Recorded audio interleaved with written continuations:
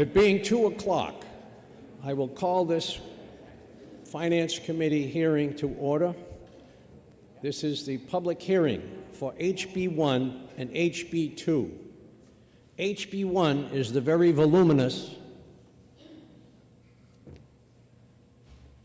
spreadsheets for all the agencies in government. And we go through that page by page and split it up amongst the divisions of the Finance Committee. We also have HB2, which is another 200 pages. That is called enabling legislation, because since the HB1 is spreadsheets, if there are numerous changes to reorganize things, if a tax is increased, decreased, or changed, that would have to be in HB2. If there's a reorganization of some department which affects their budget, that would be in HB2. There already has been a very voluminous reorganization of the Office of Professional Licensing and Certification. We have received that and passed it over to another committee in the House that's called Executive Departments and Administration. They deal with these licensing and all that sort of thing. They have already had a lot of input, and I'm sure some of you will as well. And I'm waiting to find out. I don't think they're going to cancel all the licenses that are mentioned in HB2. I've asked someone to get me a report on what licenses have really been removed. I don't see that member here, but I expect we might have it during our time here. There it is. And I'm not ready yet. He's not ready yet, but he's finding it out. So, we're here to take your input to what the budget is before us. We've been working on it for a few weeks, and we have a couple more weeks to go before we complete it. We may decide to change it if there's a lot of input from all of you to things that are distressing within the budget. We will try our best to accommodate everyone. However, we started with a real challenge. We had an input from the governor, and we began with that. Then we wait for another committee in the House called Ways and Means that does all the revenue estimates. They gave us a revenue estimate a couple of weeks after we got the budget from the governor, and it was $85 million less than the governor supposed. So right away we had that challenge. We also have 52 bills that came through this House chamber and were passed and had a fiscal note on them. Then those must come to the Finance Committee as well. So we're dealing with those bills. If possible, we will retain the bill specifically and try to incorporate it in the budget if it spends a little money.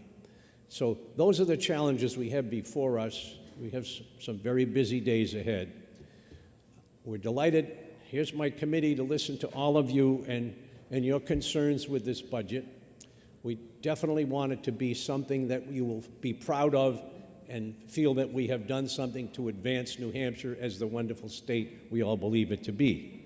So, since there's a lot of you that may have the same issue, if possible, if someone else has already spoken about a topic that you are also concerned about, you can say, I agree with the previous speaker on such and such a topic. I need not add anything more, or I would like to add one more detail, so you can take less time. We're going to time each speaker to 3 minutes. We always have a saying in this House, a 3-minute speech is the best speech, because you can get your points out there, emphasize them, get enough of them in there. I practiced it a lot, believe me, and then be done. So 3 minutes will be timed for each person that speaks. You'll come to one of those microphones, make sure it's on. If you see a red light when you push the button on the front, then it should be working. So, we also are accommodating people who will use American Sign Language. They're seated over here. One of the early requests I had was someone that has to get back to his job, and he wants to speak on HB1. So I will recognize Frank Campo to speak.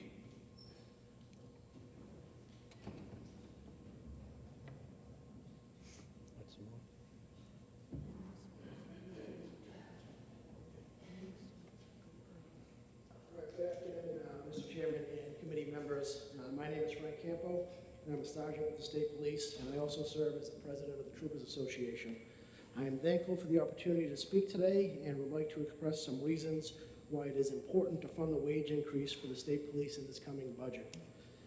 In the last 5 years, we have received a total of a 5.32% wage increase. That number falls far behind inflation and even farther behind many of the local police departments. We are not even in the top 15 highest paid agencies in the state.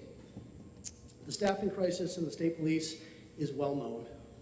To put it in perspective, from 2015 through 2019, the State Police had 70 retirements and 12 resignations in that 5-year span. That is approximately 14 retirements per year and approximately 0.41 resignations per year. From the beginning of 2020 through the end of 2022, retirements and resignations have skyrocketed. Retirements are up 42% and resignations are up 175%. At its worst, the State Police had a 20% vacancy rate. Something changed, however. We are almost into the second quarter of 2023, and the State Police has seen only 1 retirement notice and 1 resignation notice this year. In addition, we recently hired 5 new troopers. What caused this dramatic change? At the end of 2022, the Troopers Association of the state came to a tentative agreement on a new contract that included a generous wage increase, which was overwhelmingly ratified by our members. With the promise of this wage increase, the troopers feel valued, and it is worth it for them to not retire and work a few more years or not seek out employment with other police agencies in the state. I hope this perspective that I gave will help all to understand the importance of funding this wage increase and allowing the State Police to begin its rebuilding process. Thank you. Thank you for your input. I will next call upon Hobart, and we're going to have someone doing signing for him. Go up to the mic there, and we have a person that will sign for him.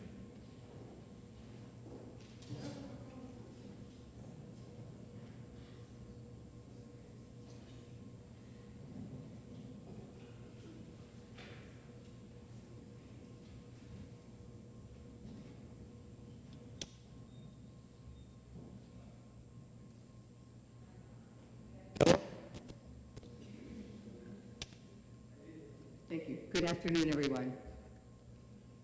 Can everyone hear me, Sasha?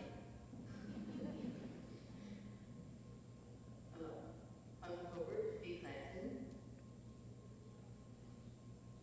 I am retired from the Department of Education, Vocational Rehabilitation from the Office for the Deaf and Hard of Hearing. And I'm here to talk about the issue of the Interpreter Licensure Board, which has been in place long before I came. To provide licensing to interpreters. We have a number of interpreters who are licensed at this point. The program has been successful, and my understanding is that there's a proposal to move the licensure board from the Department of Education into another entity. I strongly oppose that proposal. The licensure board and the issues around interpreters are very different than I think licensure for other professionals. And so, given the vocational rehabilitation understanding of people with disabilities, I feel like it's really important that the licensure board be retained under the Department of Education. Thank you. Do people have some questions at this point? I guess not. Right? Thank you.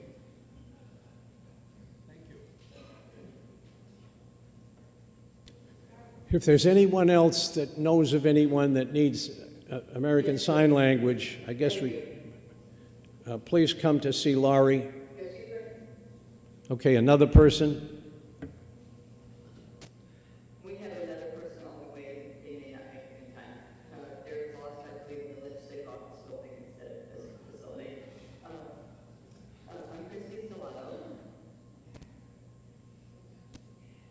As a deaf resident of New Hampshire, and I've also been a member of the licensure board, but I'm here representing the deaf community, myself personally, and also speaking as a licensure board member. My largest concern about this proposal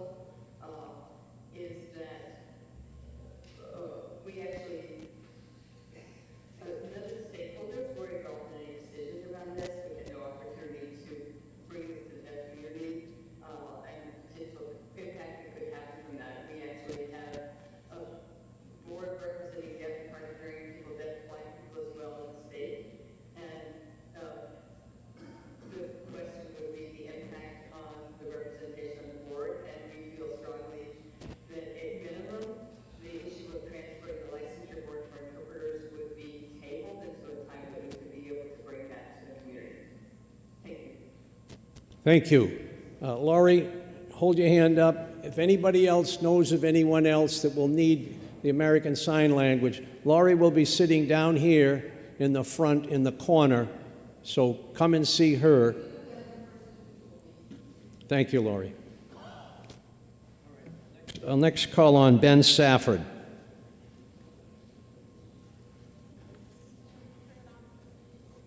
They haven't arrived yet. They're coming in through the handicap accessible entrance. They should be here in about 15 minutes. Thank you. Is Ben Safford here? So the three of them, Ben, Sam, and Lori, they're a family. They're coming together. This person is not here yet? Right, so Ben Safford, Sam Safford, and Lori Safford. All right, all that. Mom and 2 boys. All right. Thank you. Give me a wave when that group comes. I will. Thank you for your patience.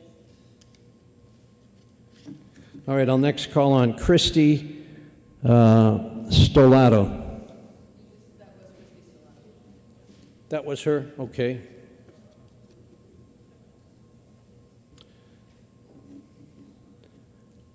Deborah Warner.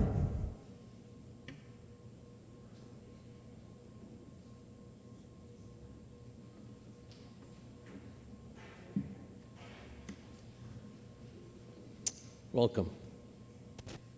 Thank you very much for having us here all to bring the different opinions to your consideration. I'm Dr. Deborah Warner. I'm a licensed psychologist. I am here in hat on representing the Board of Psychologists. And with me is counsel. My name is Attorney Elizabeth Eaton. I am Board Counsel to the Board of Psychology at the Office of Professional Licensure and Certification. We will share this microphone for this opportunity to share the board's unanimous opinion with you. The Board of Psychologists is strongly opposed to the merger of the mental health related boards proposed in sections 443, 444, and 445 of HB2 as introduced. Psychology is a diverse field covering more than 20 types of practice. The board's 5 psychologists plus a school psychologist just begin to cover the diversity of the field. HB2 eliminates this diversity and only allows just one psychologist or school psychologist and leaves the decision-making to a majority of non-psychologists to adjudicate beyond their qualification to regulate in the proposed bill. The New Hampshire Board of Psychologists has been in existence for more than 60 years, except for the 15 years when it was under the Board of Mental Health Practice. The board was restored in 2013 to regulate the quality practice of psychologists so that New Hampshire citizens could receive reliable, effective, and ready care for their psychological needs. The board has been responsive to requests to adapt license and renewal requirements so licenses could be issued quickly by the board. Continuing education requirements have been streamlined, and communication with professional organizations has greatly increased under this board. Fair and without bias. The board has brought school psychology. The board implemented fair procedures for licensing misconduct allegations and has been committed to due process, consistency, and careful handling by professionals qualified to judge the expertise of the psychologists that it regulates. We expanded at the governor's request. The board has brought school psychologists into licensure at the governor's request, developing communication with the profession to regulate its practice. The board members did this in record time, giving up personal vacations over Christmas and Hanukkah in order to bring the bill in. It's a good bill and it passed. Your time has expired. I'm sorry, our timer? Did you give the time for both of them? No. Right, there's 2 people speaking, so we'll double the time. Okay, I'll move on. This is a diverse and effective board. This board distributes work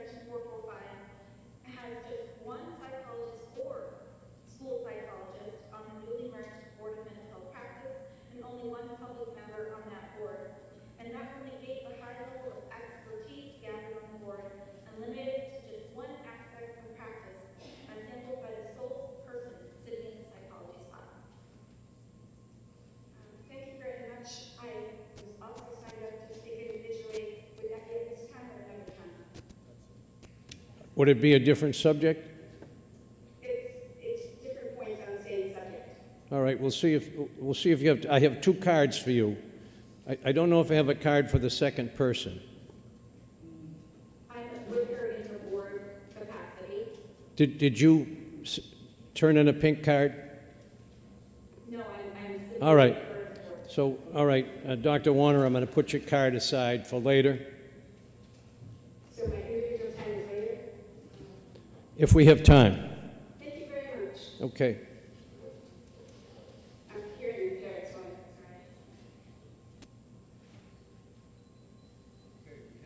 We have another person that's going to use the sign language interpreter. So we'll take that person up to the microphone. Susan, looks like Wolf. What is it?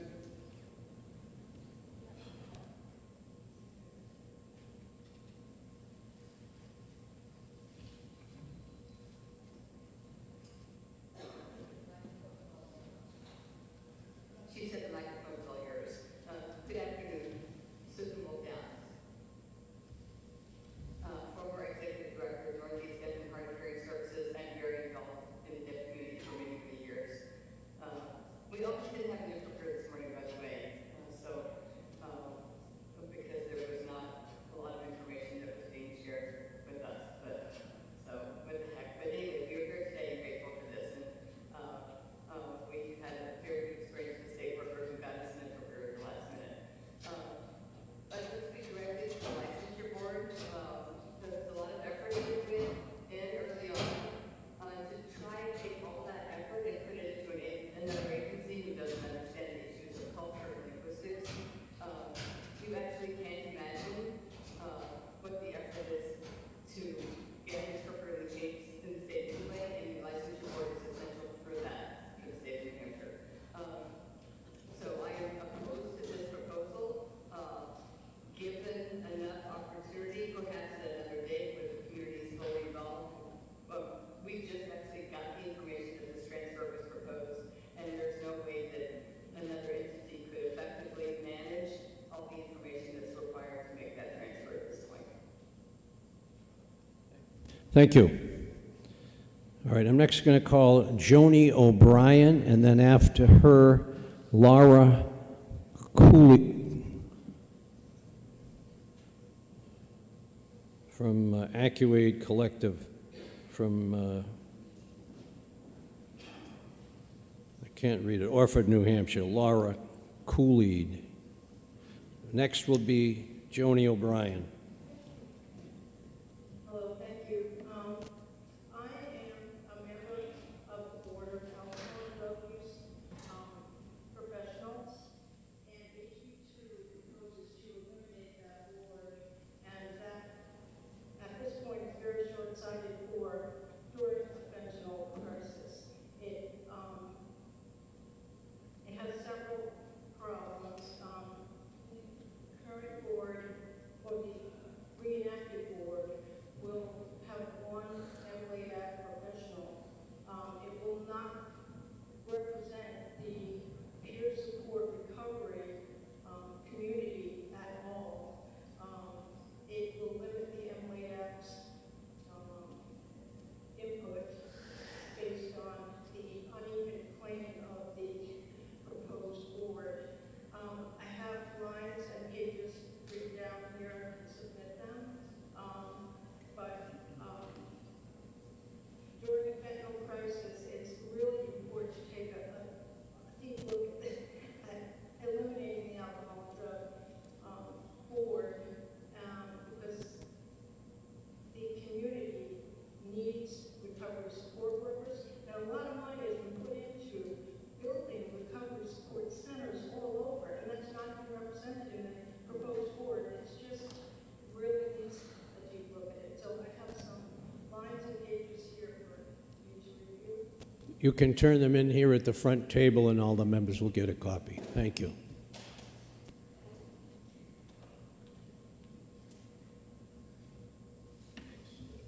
Next we'll have Laura Cooley, I'm sure she'll tell me how to pronounce it correctly. My apologies.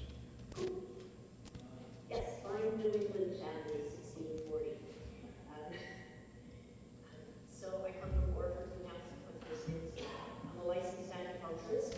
I sent the committee members emails last night detailing my difficulties with the acupuncture licensing board. I'm here to support the acupuncture section of this bill heartily. It provides for the executive director to be able to set policy with the advice of three professionals. 2 are licensed acupuncturists, 1 are acu-detox specialists. They just are trained through ear acupuncture. I don't want to go through my list of problems with the board. I'm just here to say I very much support it. I do want to say that for over 30 years, I have trained many professionals in ear acupuncture. Psychologists, doctors, nurses, social workers, stroke counselors, all of them. And the silos are extreme. And I know, as my mother told me when I was 10, most people don't want to give up power willingly.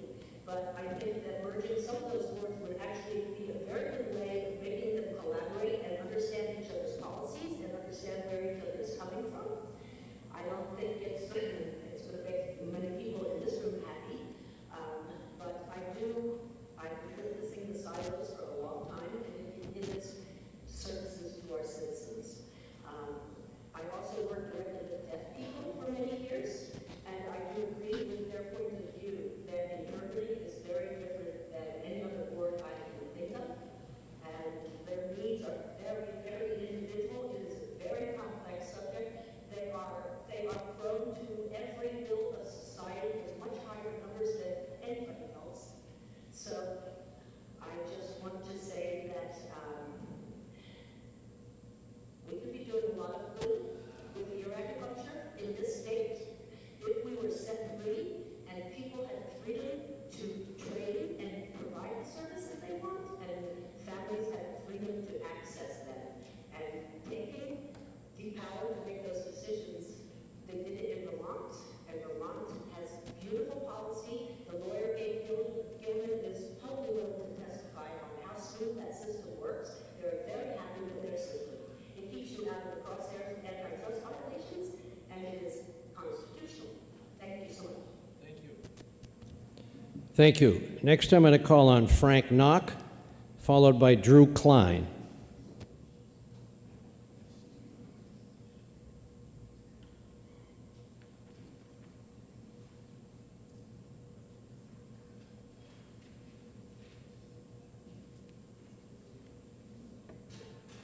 Hi, Mr. Chairman, Mr. Committee. Thanks so much for the opportunity to testify today. My name is Frank Knack. I'm the Policy Director with the ACLU of New Hampshire. I'm here to testify just on 2 sections that we have concerns we want to lift up. The first is on page 30, starting on line 23, and it is with regard to the prison construction fund. And I just wanted to point out a few things. We're concerned that this is being done in the abstract, without really any key understanding of what this new facility should look like in terms of bed size, what the future of incarceration in New Hampshire should look like. And I want to point out a few things that I think are really important. So if you look at crime statistics, for example, we had our peak prison population of recent years back in 2014 is about 2,900 people. According to the most recent data, February 2023, we're down to 1,800 people. So we've had a 35% decrease in prison population. And if you look at crime stats in New Hampshire between 2014 and 2021, which is the most recent year available, crime is down 31%. So we've had a 35% reduction in prison population, a 31% reduction in crime. And we're talking about setting aside $50 million as a quote deposit on a new facility without any keen understanding about what that might look like. At the same time, we know around half the people currently incarcerated in our prison system right now are there for parole violations, and we think the majority of those are for technical violations. So again, most of those people, if we had more common sense parole reform, would not be in the system, and again, we would not need those people, the bed space available. We also know that there are a significant number of people waiting in our prisons because we have a lack of community halfway houses and community supervision. And so, but for the lack of that, we would again have a decrease in our prison population. So having this conversation about setting aside $50 million for construction without looking at the long term, what our prison system should or shouldn't look like, we think is troubling. I also want to point out some concerns we have on page 34, starting on line 7, which is with regard to the, quote, Northern Border Alliance program. And again, this is setting aside about $1.4 million to beef up policing within 25 air miles of the Canadian border. And I just want to give you some context. So when we had immigration checkpoints, for example, up north, and this is not the ACLU speaking, this is a New Hampshire court speaking. So while the court found, in that case around checkpoints, because the government was arguing that we needed these checkpoints for immigration enforcement, the courts found, quote, that while the stated purpose of the checkpoints in this matter was screening for immigration violations, the primary purpose of the action was detection and seizure of drugs. And so again, I think we have concerns that we're going to be allocating all of this revenue for something that we know, in fact, is likely going to be used to go after low-level drug possession cases. And so again, $1.4 million. Your time has expired. Thank you very much. Happy to answer any questions. Thank you. Thank you. Drew Klein is next, followed by Mark McMurphy. Thank you very much, Mr. Chairman, members of the committee. I'm Drew Klein, president of the Josiah Bartlett Center for Public Policy, New Hampshire's free market think tank. We are here to speak on the occupational licensing portion of HB 2. When considering the occupational licensing reforms in the governor's proposed budget, the first thing to understand is that the separate pieces fit together into a comprehensive reform package. Each one seems to stand alone, but they work together. To achieve maximum benefit for New Hampshire residents and consumers, lawmakers should resist the temptation to pick the package apart. Transferring licensing authority from the individual boards or the Secretary of State's office to the OPLC is crucial to making the licensing process more efficient and reducing industry capture of the licensing process. Granting automatic license reciprocity for licenses held in other states improves efficiency, reduces regulatory capture, and increases competitive market forces that benefit consumers. Converting 8 smaller boards to OPLC advisory boards improves efficiency, reduces regulatory capture, and is a better model for many boards than giving the industry itself regulatory authority. Merging related boards also improves efficiency and reduces capture. And finally, eliminating 8 boards and 34 licenses is a huge pro-consumer reform that eliminates needless regulatory obstacles that limit competition, discourage professionals from moving to New Hampshire, and impose unnecessary costs on numerous industries. These eliminations will not compromise public health or safety. Of the eliminated professional licenses, so that excludes the booths for barbers, and the peddlers, hawkers, and itinerant vendors. So just looking at the professional licenses, all but one has a national regulatory authority, a national certification authority, or some other national industry test or exam. It's only the apprentice soil scientist that I could not find a national test or regulatory body for, and that's only because the Soil Scientist Society of America doesn't have a separate apprentice test. They have the test for everybody.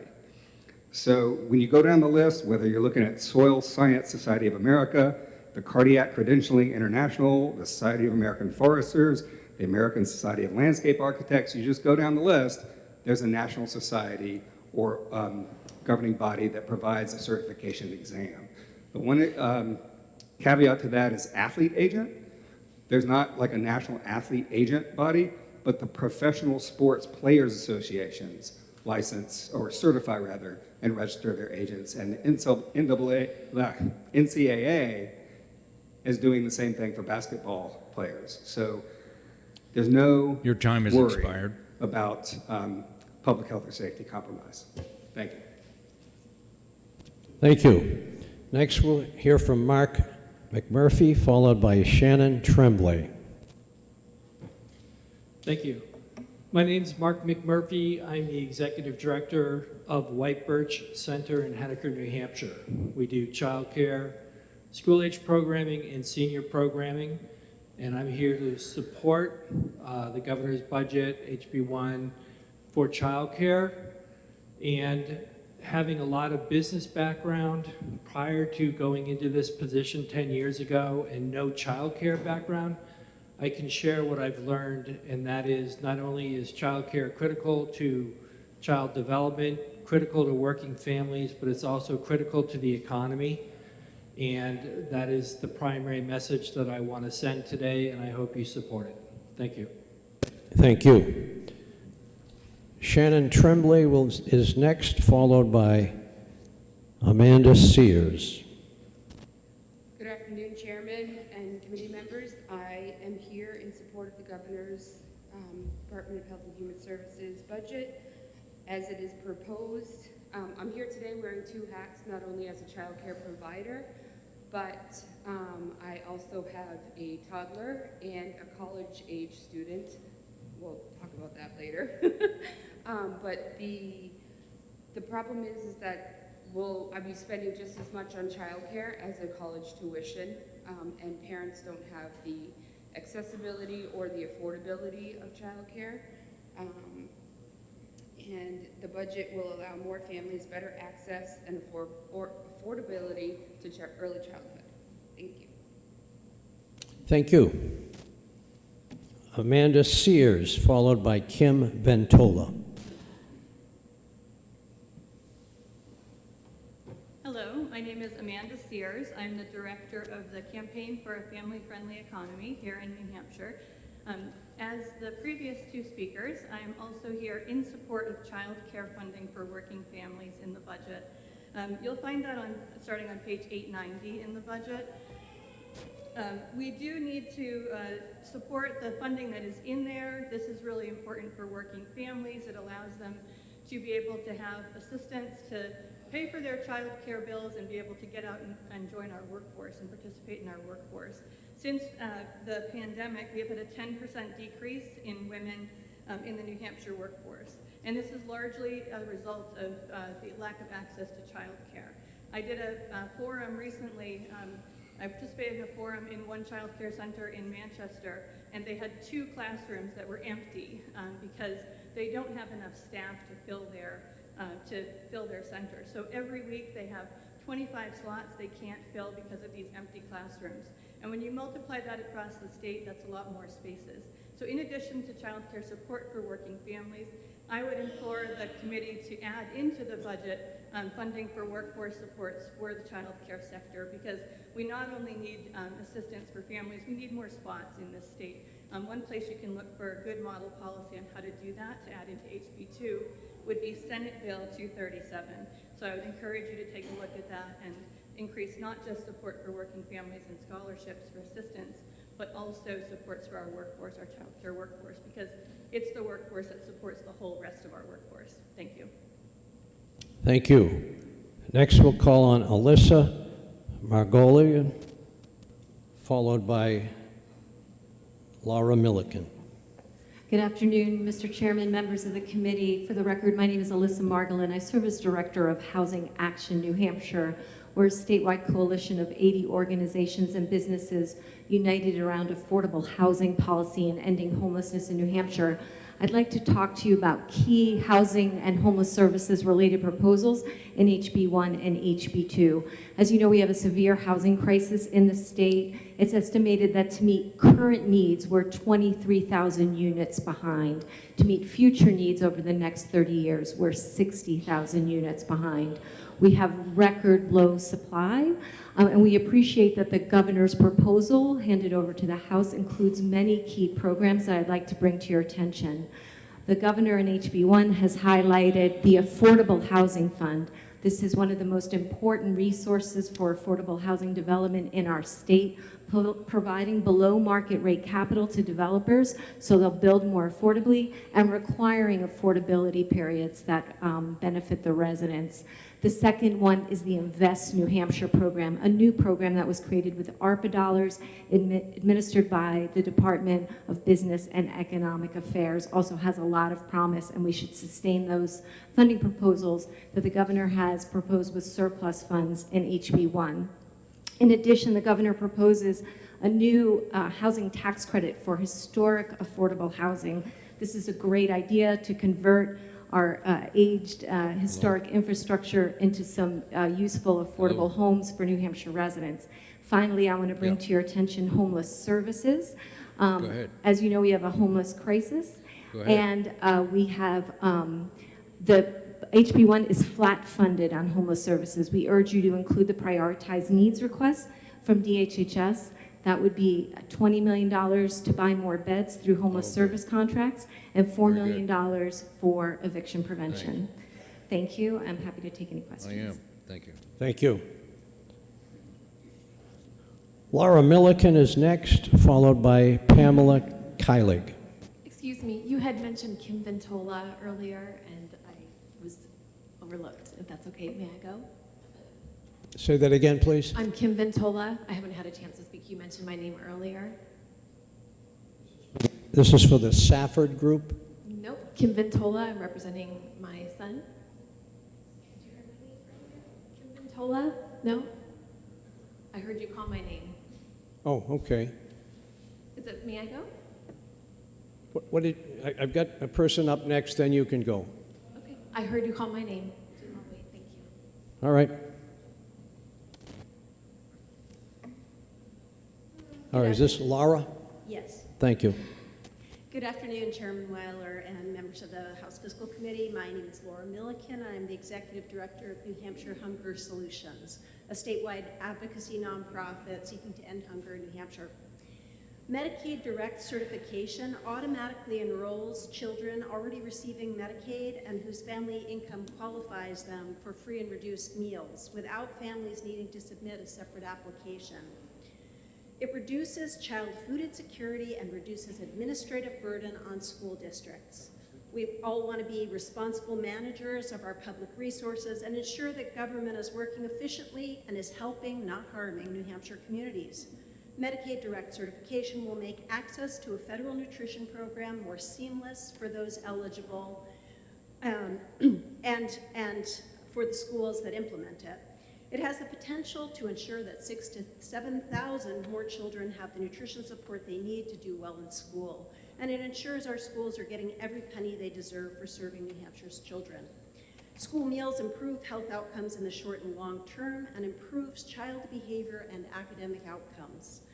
Medicaid direct certification is a more accurate way to measure children within schools who are living with low incomes. During the pandemic, when USDA waivers allowed for all children to eat school meals for free, families did not have the ability to apply for meals. That was for 3 years. Or did not apply for meals. They did not have to. Those waivers ended in October, but we believe there are still many families who don't know that forms are needed. And as a result, the free and reduced meal counts are down substantially in most districts, and Medicaid direct certification would help with that. Collecting forms is incredibly burdensome for schools and for many families who fall through the cracks and misses them. The Department of Health and Human Service and the Department of Education have had an agreement for 16 years to share direct certification data so that children on SNAP and TANF, those homeless, migrant, in foster care or enrolled in Head Start can be directly certified for free and reduced meals. There's never been a privacy issue. In fact, Medicaid direct certification is a much more secure way to convey data than having children or families deliver forms to school. Medicaid direct certification is a benefit to students and a benefit to schools. It's a win-win for New Hampshire. We know how to do this right in New Hampshire because we value efficient government and take seriously our responsibility to ensure that the next generation has every opportunity for health. Please support Medicaid direct certification in the budget, and I've submitted written testimony. Thanks so much. Thank you. Call on Erin Jacina, followed by Holly Stevens.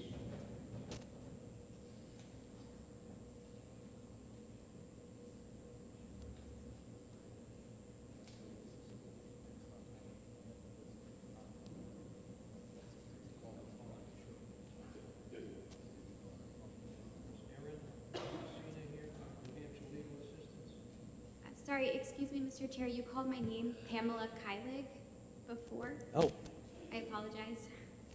My apologies. I thought you'd already spoken. Pamela, go ahead. Thank you. An error will follow. Okay. No, thank you so much, and I promise to be quick.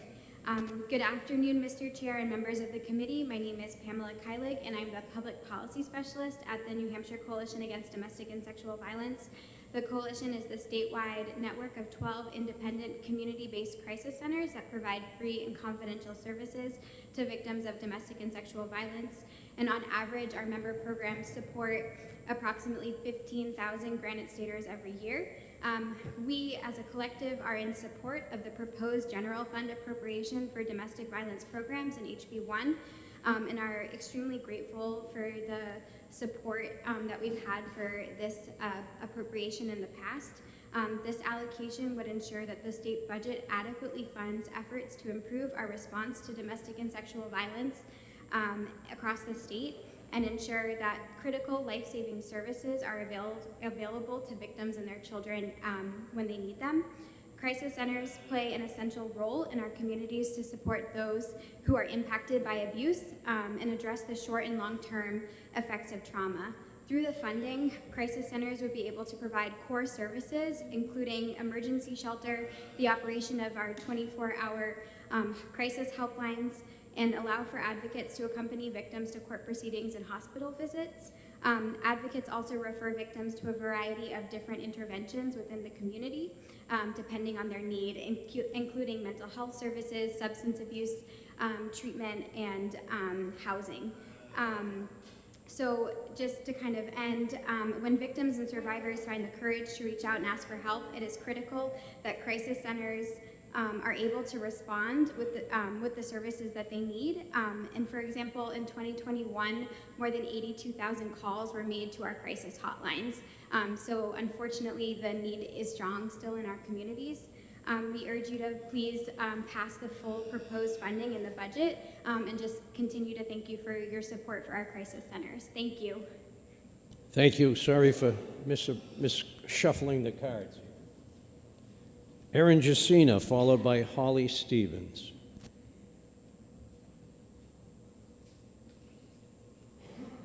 Good afternoon, Mr. Chairman and members of the committee. My name is Erin Jacina, and I direct the Domestic Violence Advocacy Project at New Hampshire Legal Assistance.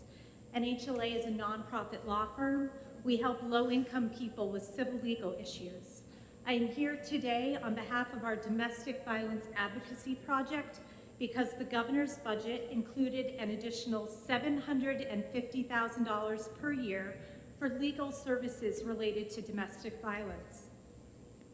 We represent low-income victims and survivors of domestic violence, sexual assault, and stalking in their high lethality, protective order, and family law cases.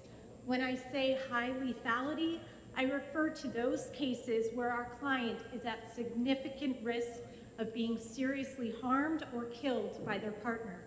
Even focusing our resources on cases involving high risk of lethality, we have to turn potential clients away every week. We are turning away cases where one parent has threatened murder-suicide against the other parent if the police are called to assist. We are forced to say no to elderly and disabled clients who have been strangled on multiple occasions and have been threatened with bullets to their head. We receive pleas for help from victims who have been sexually assaulted, poisoned, abandoned in the most remote parts of our state, and psychologically terrorized every day. We do not have enough staff to say yes to all of these cases. Less than 15% of domestic violence victims have legal representation when they go to court to get protective orders. For stalking, it's less than 5%. I am asking you today to please allow us to say yes. The Judicial Branch Domestic Violence Task Force was convened after a New Hampshire woman was shot in the head by her ex-partner as she was leaving work after being denied a protective order. The task force issued a report in March 2022, It recommended additional funding for civil legal services related to domestic violence. The governor's budget included an additional $750,000 per year to do exactly that. With this increased funding, NHLA will be able to hire as many as 7 additional paralegals and attorneys, allowing us to handle, we project, all of the cases that are referred to us that involve domestic violence with a high risk of lethality to the victim. Thank you for your consideration and your time today. Thank you. So I said Holly Stevens would be next, but I'm told I cut off Kim Ventola. Is Kim still here? All right. After Holly, you will speak. I'm sorry about misreading something. Too many cards here. Holly Stevens followed by Kim.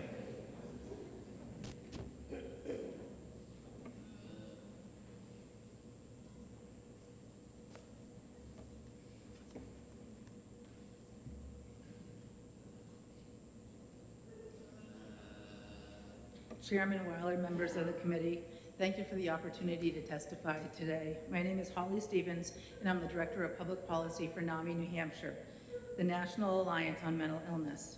At this time, NAMI New Hampshire is not taking a position on either House Bill 1 or House Bill 2. However, we do have some concerns that we would like to express related to sections 282 to 284. We are in the middle of a mental health crisis with one of the most visible symptoms being emergency room boarding. A lack of both inpatient and community-based resources has primarily led to this crisis. While there have been significant investments and much accomplished in the implementation of New Hampshire's 10-year mental health program, 10-year mental health plan, we know that it is vital to expand and enhance that work to address the needs of all Granite Staters affected by mental illness and suicide. As referenced, sections 282 to 284 would significantly impact Granite Staters requiring involuntary admission to a psychiatric unit. While NAMI New Hampshire applauds the intent of this provision to create additional DRF capacity, we do have significant concerns. The creation of new DRF beds should be done with careful consideration of multiple factors, including quality of care, workforce, and the location of existing services. Granite Staters requiring inpatient level of care need treatment that is of the highest quality and is both evidence-based and trauma-informed. It is unclear if a 2-bed DRF unit could consistently deliver this quality of care. New Hampshire is currently experiencing a mental health workforce shortage to the point that New Hampshire Hospital has 2 units that are closed due to lack of staffing. And at this time, the furthest north in the state that there are any DRF beds is Franklin, which is Merrimack County. Considering most of New Hampshire's largest hospitals are in the southern tier of the state, as drafted, House Bill 2 would likely perpetuate this unequal access to inpatient psychiatric resources felt by the North Country. If these factors are not considered, it will result in an ineffective, fragmented approach rather than the successful comprehensive system of care that Granite Staters need and deserve. Additionally, this bill contains a provision that would amend the language in RSA 135C28, which currently requires that persons shall be immediately transferred to a DRF once the paperwork for the IEA is completed. House Bill 2 removes the word immediately, which would result in further delay in life-saving treatment for individuals experiencing mental health crisis. It would make it legal for them to be boarded indefinitely in an emergency room receiving little to no treatment. Therefore, NAMI New Hampshire opposes the removal of the word immediately from the current statute. Thank you for your time and attention to this matter. Thank you. Kim Ventola is next, followed by Kristen Evans. Thank you so much. I bring a lot of heart today, and I'd love to share photos of my son, if that's okay. May I approach?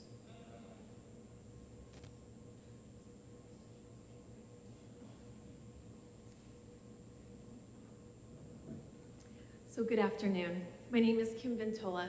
I live in Hopkinton, New Hampshire. I moved here from Phoenix, Arizona in 2017 with my family. I'm asking you to support the developmental services budget and the proposed Medicaid rate increase. This proposed Medicaid rate increase will support the developmental disability system and workforce.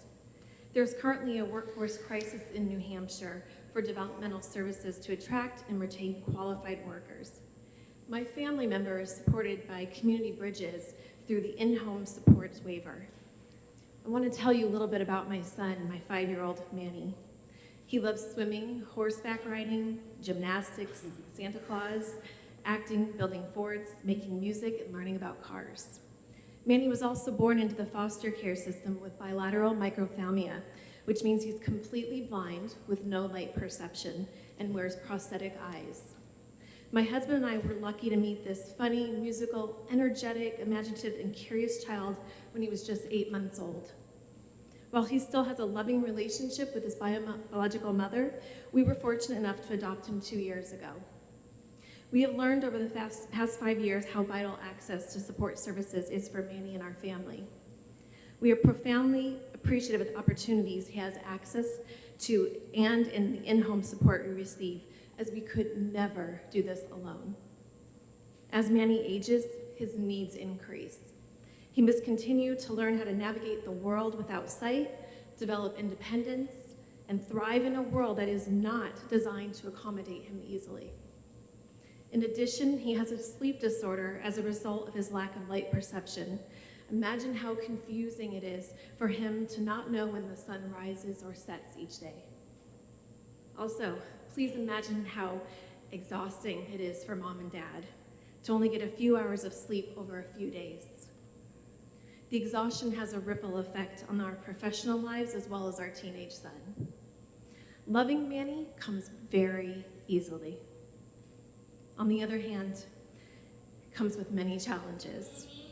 Finding staff has been our greatest challenge so far. My husband and I desperately need more in-home support to keep Manny safe, on the path to independence, and to get a good night's sleep. Thank you, Chairperson Weiler and the members of the House Finance Committee for considering testimony. I urge you to support a Medicaid rate increase for developmental services. Thank you. Thank you. Kristen Evans is next. And then come on ahead, and I'll ask Representative McGuire to make an announcement about the OPLC. Representative McGuire has information about how many. Let's hear his announcement. Ready now? Yes. Okay. Okay. So there's a very large section of House Bill 2 that makes a lot of changes to professional licensing. And so we handed all that to the Executive Departments and Administration Committee, which deals with professional licensing bills. And they went over this and are making significant suggestions for changes to, first of all, eliminations, changes to the law, the language of House Bill 2, and they also have some of their own bills that they can change in related ways.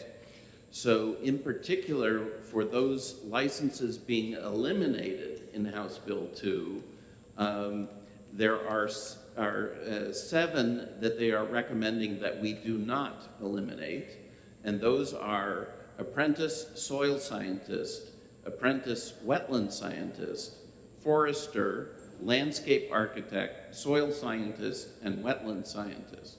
And also the LNA section, they're recommending that they keep that in their own committee to possibly work on in a related bill. So those 7 will likely not be part of House Bill 2. We are going to get on Friday at 1 o'clock in our committee room a more detailed explanation for their suggestions and amendments to House Bill 2. Thank you, Mr. Chairman. Thank you. Go ahead, Kristen. Thank you. Thank you, Honorable Chair and members of the New Hampshire House Finance Committee. My name is Kristen Evans, and I'm the Director of Policy at ABLE, New Hampshire. ABLE fights for the civil and human rights of children and adults with disabilities. I do have written testimony to submit that goes into more detail, but I will keep my testimony short for the sake of time. As New Hampshire's only disability justice organization, we strongly support funding the increases in New Hampshire House Bills 1 and 2. These bills provide critical funding to support individuals with disabilities and their families, including funding for Medicare reimbursement rates and an increase in funding for the Medicare waiver system. However, we also urge the committee to consider additional increases beyond those proposed in the legislation. Individuals with disabilities have been overlooked and underfunded, resulting in systematic barriers to their full participation in society. Please support funding HB 1 and 2 for people with developmental and other disabilities served on the DD, ABD, IHS, and CFA Medicaid waivers to live inclusive and productive lives in the community, and the Medicaid rate increase to support the workforce needed to deliver these services. By investing in these critical services, we not only support individuals with disabilities in living full and independent lives, but we also contribute to the overall well-being and prosperity to our communities. We urge the committee to consider the long-term benefits of investing in disability services and to prioritize the needs of individuals with disabilities in the state budget. Thank you for your consideration and commitment to ensuring a more equitable and just society for all. Thank you, Kristen. We'll next call on Jennifer Bertrand, followed by Susan Stearns.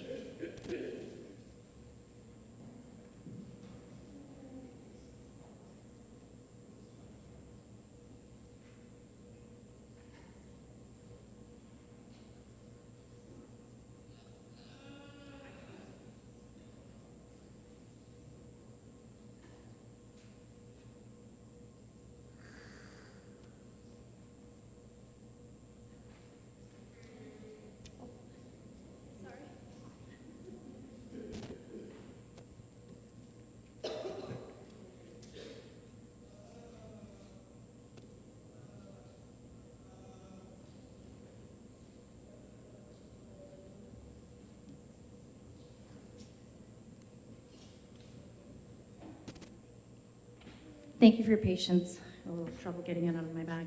My name is Jennifer Bertrand. I live in Mount Vernon, New Hampshire with my family, and I'm a devoted parent. I am the mother of a daughter, an adult daughter, who experiences a developmental disability. Her name is Chloe. She's going to testify in a few minutes here too. She has a variety of medical complexities, and I'm here to ask you to please support funding for services for home and community-based services, people that are served on the DD waiver, ABD waiver, CFI waiver, and so forth, and also to support a Medicaid rate increase. She's an energetic 23-year-old. She lives a very meaningful and active life right now in the community. She works as much as she can to be productive. She has a little business, Chloe Shred Shed, and the pandemic has made things really difficult. Just can't find workers, and the few workers that we do have, we live in constant fear that we could lose them because the wages that these workers earn are very, very low, and they have an incredible amount of responsibility. Chloe also has a significant seizure disorder, and we need people who are capable to support her and keep her safe and help her live a productive life. So I ask you to please support funding for developmental services and funding for the Medicaid waivers and a rate increase. There's a little picture of Chloe and my husband and I. That's inside of her shred shed where she works. Thank you for your consideration. Thank you. Susan Stearns, followed by Bob Dunn.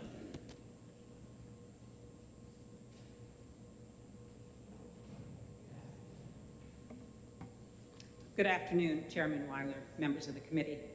For the record, my name is Susan Stearns, and I'm a resident of Samberton. In the interest of full disclosure, I am employed as the Executive Director of NAMI New Hampshire. However, I am not representing NAMI New Hampshire here today, but myself as a family member with 2 loved ones living with serious mental illness.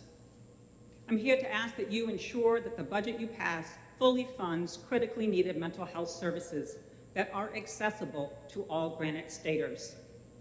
My first loved one, who is nearly 53 years old, is a patient at Lakes Region Mental Health Center and receives compassionate care from their Assertive Community Treatment Team, also called ACT Team. He has been an ACT patient since its inception in Laconia in July of 2013. Prior to that, he spent his entire adult life with repeated psychiatric hospitalizations, once for nearly a year. In the spring of 2013, after 2 back-to-back instances of dangerous self-harm that resulted in multiple surgeries and a stay at the burn unit at Mass General Hospital, we thought he would have to move into a facility with 24/7 supervision, which he absolutely did not want. Just as we reached that critical decision point, the state budget went into effect, and included in that budget was funding for ACT teams to be statewide, including Laconia. They began visiting him daily, assisting him with daily activities of daily living, and helping him stay healthy and not having a psychiatric hospitalization since. My second loved one is my now adult child, who was first diagnosed with an emotional disorder at age 5, a serious one by age 8, and a serious mental illness by the age of 14. It was a difficult journey, but we were lucky. My employer offered health insurance that covered my child, and he was able to access the mental health treatment that kept him at home, in school, and not in an emergency department or residential placement. As my child grew up, there were many sobering realizations for me as his mother that his path would likely be different from that of other children, and that indeed, he may not always be able to work 40 hours a week all of his adult life, that he might not one day be able to access treatment. That last one terrified me. My child had been a treatment success story. Despite some difficult times, he never required a visit to the emergency department or a hospitalization. As my child approached his 26th birthday, he and I sat down to apply for Medicaid expansion coverage for him. A few weeks later, that letter arrived saying he was covered, and I wept. Since becoming eligible for Medicaid expansion, my child has had periods when he had been able to work and has his health insurance provided by his employer or purchased it himself on the marketplace. When times have been harder, he has been able to access the mental health treatment necessary for him to live a full life. Your time has expired. Expansion. Thank you. I urge you to fully fund mental health treatment so that people like my loved ones can access the care they need. I do have written testimony. Thank you. Bob Dunn, followed by Thomas Blonsky.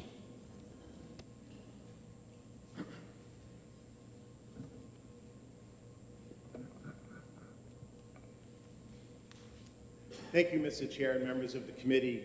I'm Bob Dunn, the Director of Public Policy for the Roman Catholic Diocese of Manchester, and I'm here today on behalf of Bishop Peter Labashi to speak on House Bill 1. And thank you, by the way, for all the work that you've put into the budget and that you're putting in today. Just a couple of brief comments. First of all, as a general matter, I urge you to please give a preeminent priority in your decision-making to the poor and to those who are most in need.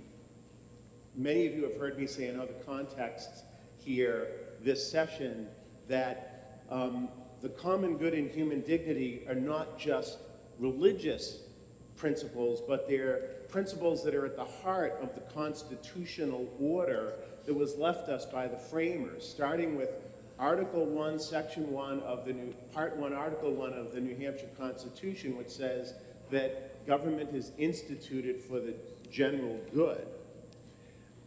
I will just speak to one aspect of the budget in the interest of time, and that is the long-term care side of the budget. Almost by definition, the people that qualify for Medicaid nursing home care are among the sickest and the neediest of all of the citizens of New Hampshire. And so they are also greatly at the mercy of what Pope Francis likes to call the throwaway culture, which disposes of things and people that no longer have utilitarian value. And so as a result, I would urge you to fund adequately the entire long-term care system, and in particular to adopt the 15% increase on nursing home funding that was proposed by the New Hampshire Healthcare Association in front of Division 3. Thank you. Thank you. Thomas Blonsky next, followed by Sandra Pelletier.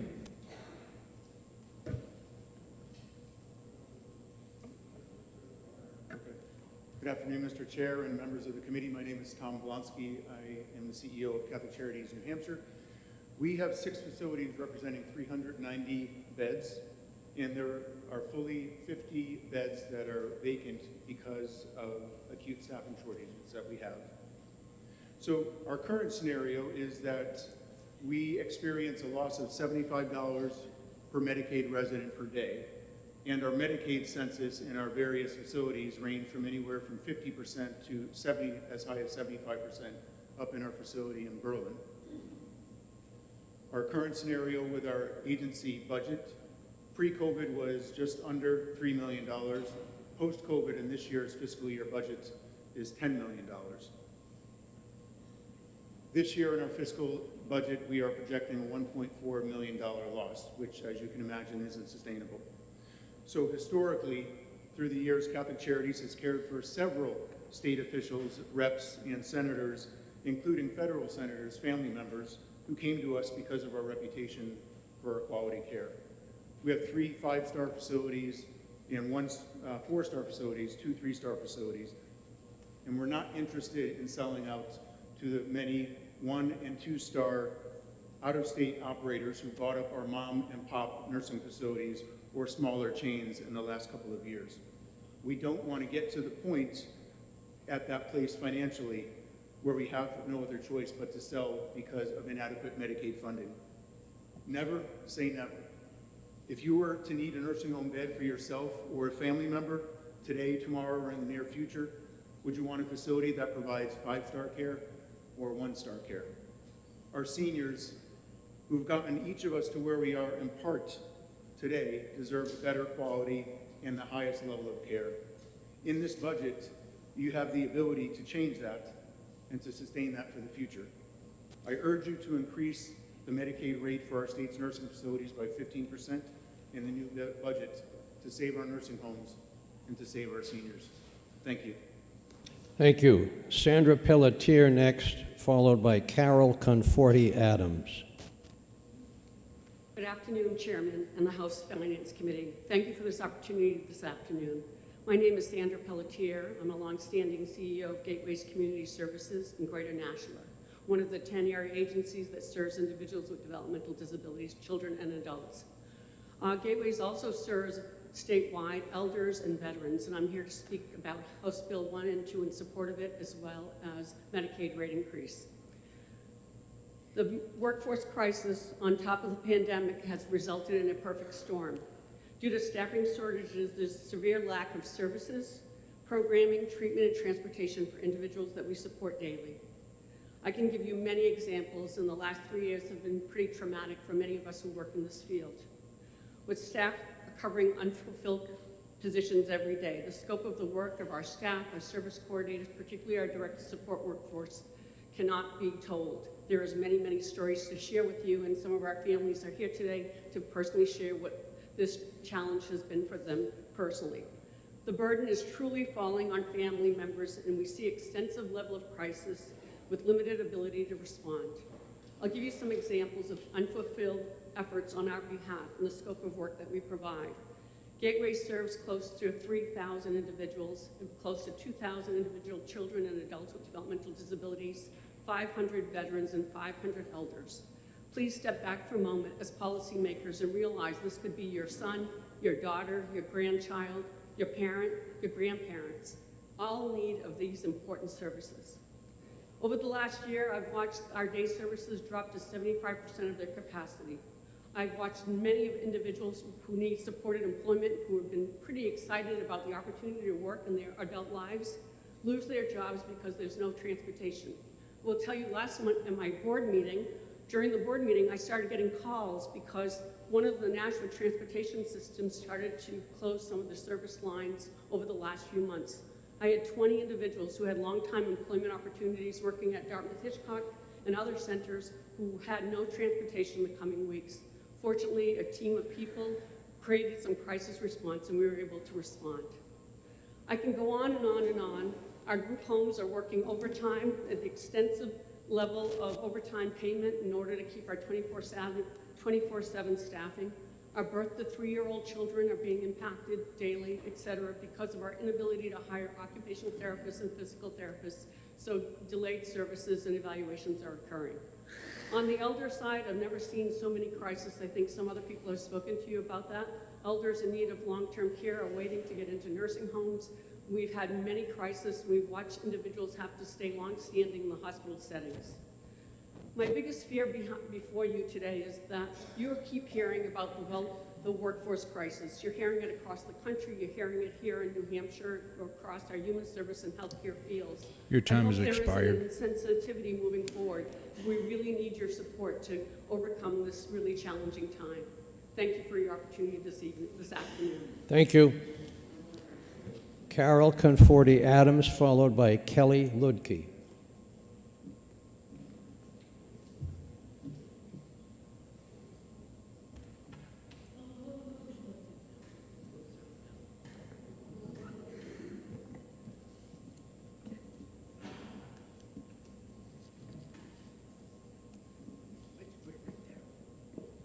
Hello, my name is Carol Conforti Adams, and I'm here to ask you to support part of the bill with Medicaid waiver programs. I don't want to drop your microphone. All right. Okay. I'm an individual living independently with quadriplegia for 21 years. For 10 years, I worked and spent all my financial resources. In 2022, I needed to go on Medicaid.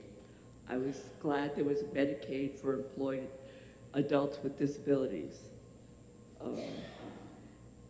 This ME program allowed me to continue to work because Medicaid is the only insurance that will pay for personal care attendance under the community services. And this allowed me the personal care I needed to continue to live independently and to get in and out of my wheelchair. During this time, and still now, I work with high school students to get, as they try to get their high school diploma. I work with newly injured spinal cord injuries and other people with disabilities, encouraging them to get their GEDs or take college classes, apply for employment, and help them with health and wellness activities. In addition, I'm also a part-time human service director for a town welfare department. At 65, I was told that I needed to retire and get off disability and get on retirement. And I was grateful that New Hampshire passed MODE, Medicaid for older adults with disabilities, so I continue to live at home and have personal care so I could get up and still work. As you know, a lot of older people have to continue to work to support themselves. I'm asking you to support the increase in Medicaid services to close the large funding gap of individuals with disabilities and older adults so they could choose to live independently. I'm asking you to enhance the funds that will ensure rates across Medicaid waiver programs. These are programs, as I just explained, that are needed so people don't have to go to nursing homes and increase the cost of taking care of us. And we could live independently. So please support the increase in funding for that. And this budget funding is necessary to keep people in our communities to be productive, contributing individuals to society. Even though I'm quadriplegic and dependent on personal care day and night, I still contribute to our community, and I am joyful and have a purposeful life every day. And I need these services to continue myself and Your time has many of my expired. peers. Thank you very much. Thank you. I guess you better take this. Kelly Ludke, followed by Molly Gendro. Good afternoon. My name is Kelly Ludke. I'm the chairperson for the Alcohol and Other Drug Use Professionals Board. I am testifying on behalf of the entire board. We would like to state that we do appreciate the governor's efforts to streamline the bureaucracy involved in the licensing of New Hampshire professionals and to reduce the administrative challenges to OPLC. We recognize that OPLC has and continues to work hard to make the process as user-friendly as possible for those seeking licensure in health and technical professions, to reduce barriers and delays in the licensing process, and to better meet the needs of the New Hampshire workforce. We also recognize that OPLC staffing is not sufficient at this time to carry out all of its responsibilities in an effective and efficient manner. We support the effort to reduce the burden on the office charged with overseeing, managing, and administratively supporting all the work of the many licensing boards and credentials in our state. However, we believe changes proposed in HB2 will alter the fundamental structure and decision-making process governing the oversight of the health and technical professions and have significant oversight of the health and technical professions and significant unintended consequences for licenses, professions, and the citizens of New Hampshire. HB2 reduces the professional licensing boards from the entity with the authority to ensure that ethical conduct and integrity of its own profession to a consultant role to a generalist office that cannot have the expertise and broad level of understanding of every profession it supervises. Removing boards from the role of reviewing and approving applications for licensing, HB2's intention of expediting the application process for licensure in actuality places additional administrative burden on an already overtaxed OPLC staff.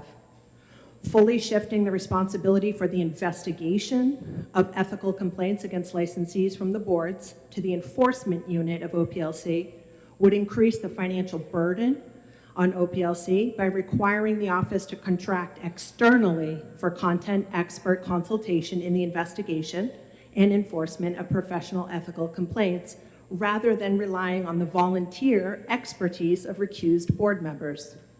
The consolidation of the Board of Licensing for Alcohol and Other Drug Use Professionals and the Board of Psychology under the broader Board of Mental Health Practice further complicates the work of an already generalist professional board, reduces the number of profession-specific individuals responsible for the oversight of their respective professions, and increases the amount of administrative support and responsibility placed on OPLC staff that already struggles to meet the demands of the boards they supervise and support.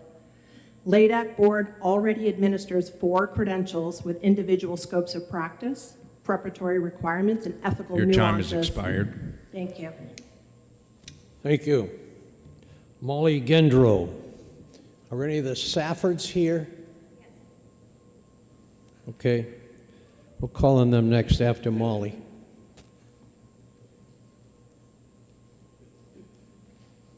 Hello and thank you for your time. I'm Molly Gendro, a licensed acupuncturist and board member of the largest group of acupuncturists in the state, the New Hampshire Acupuncture and Asian Medicine Association. I'm here on their behalf.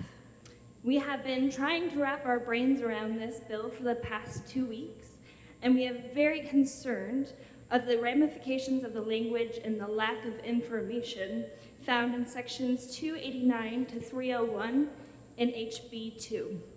That would remove the Board of Acupuncture Licensing and replace it with an advisory board. For standard applications that check all the boxes, we believe the executive director could do that work effectively and efficiently.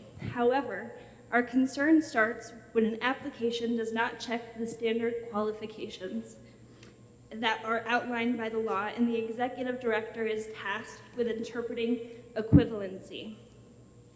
HB 2 minimizes that board that oversees these decisions from 2 licensed acupuncturists to 2. From 4 licensed acupuncturists to 2, and removes the public member. It adds a detox specialist who is trained in only one treatment, a protocol on the ear. This bill is essentially cutting the expertise of this board in half. The scope of practice for acupuncturists is vast, and the majority of our practitioners here in New Hampshire are self-employed. The licensing board has been critical in overseeing that our public is safe in the hands of every acupuncturist licensed thus far. Their effectiveness is shown in the very few disciplinary concerns brought before the board. When balancing safety and efficiency, safety must take precedence. Reducing the board's collective knowledge when interpreting equivalency for medical education, professional training, and understanding the scope of practice is reckless. It is not enough for 2 people to represent the entirety of this medical profession. Going from 4 people to 2 gives each person immense influence. There is nothing in this bill that outlines the process of who is chosen and how are they vetted. Although we would hope that any licensed acupuncturist would uphold standards of the profession to ensure public safety, we want to make sure that the board is representing the voice of acupuncturists in the state and not individual opinions. The New Hampshire Acupuncture and Asian Medicine Association cannot stand behind this bill as is. There is simply not enough time for the necessary critical discussion to understand the logistics and the future effects of these changes to ensure the optimal outcome for health and safety for all. We ask that sections 289 to 301 of HB2 be stricken. Thank you. Thank you. Ben Safford is next, followed by Lori Safford.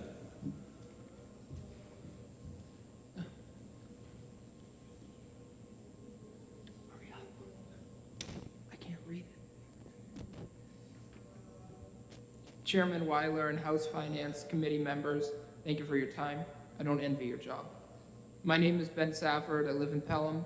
My brother and I have Duchenne muscular dystrophy, a fatal muscle wasting disease with no cure. We are here to ask you to support funding in HB 1 and 2 for adults with disabilities and the elderly on the Choices for Independence waiver. My brother and I live at home due to the support of our widowed mother in the home care services we receive through Medicaid.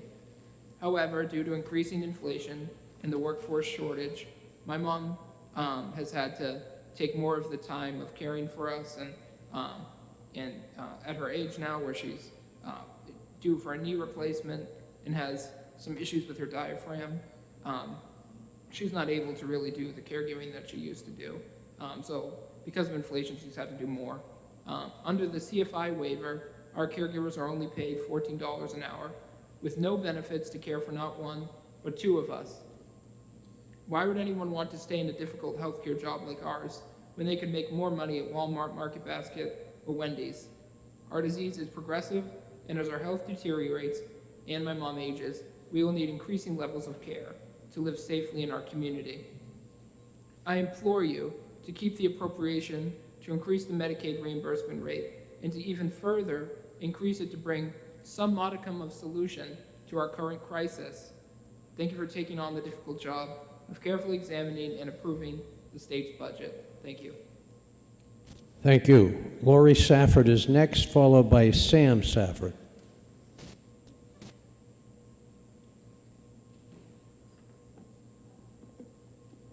Thank you. House Finance Committee members, good afternoon. My name is Lori Safford, and I have 2 adult sons on the CFI waiver. Ben and Sam need 24/7 nursing home level of care. I have sacrificed my career, my time, my energy, dreams, finances, my social life, and my own health to keep them at home for the past 25 years. I am 60 and unable to physically care for them on my own. It has been difficult, if not impossible, to find home health care workers. A CFI Medicaid provider recently told me that I'd have a better shot at winning the lottery than finding a new caregiver right now. I have been postponing surgery for a paralyzed diaphragm and knee replacement for over a year, but it can be postponed no longer. I meet with the surgeon next month. What would you suggest I do? Ben and Sam can't be left alone. The CFI provider network is in danger of collapse. These workers have not been given a meaningful raise in over 15 years. How much has the cost of food, gas, electricity, and home heating fuel increased in 15 years? How can we possibly expect people to work for $14 an hour with no benefits in 2023. A 3% or even a 6% increase in wages is a drop in the bucket, especially with the availability of easier, higher paying jobs. Is serving up burgers and fries or stocking store shelves more important than toileting, dressing, feeding, and caring for human beings made in the image and likeness of God? The state is cutting off its nose despite its face if it doesn't provide the services necessary to keep our adults with disabilities and our growing elderly population in their homes and out of the hospitals, nursing homes, and other institutions where there are no beds or caregivers. I understand the plan is to put tens of millions of dollars into the New Hampshire Rainy Day Fund. Considering our home health care system is in the midst of a violent tornado, this makes no sense to me. I urge you to do whatever it takes to allow us to hire and retain qualified home health care workers. Thank you for your time, service, and attention. Thank you. Sam Safford is next, followed by Chloe and Sean Bertrand.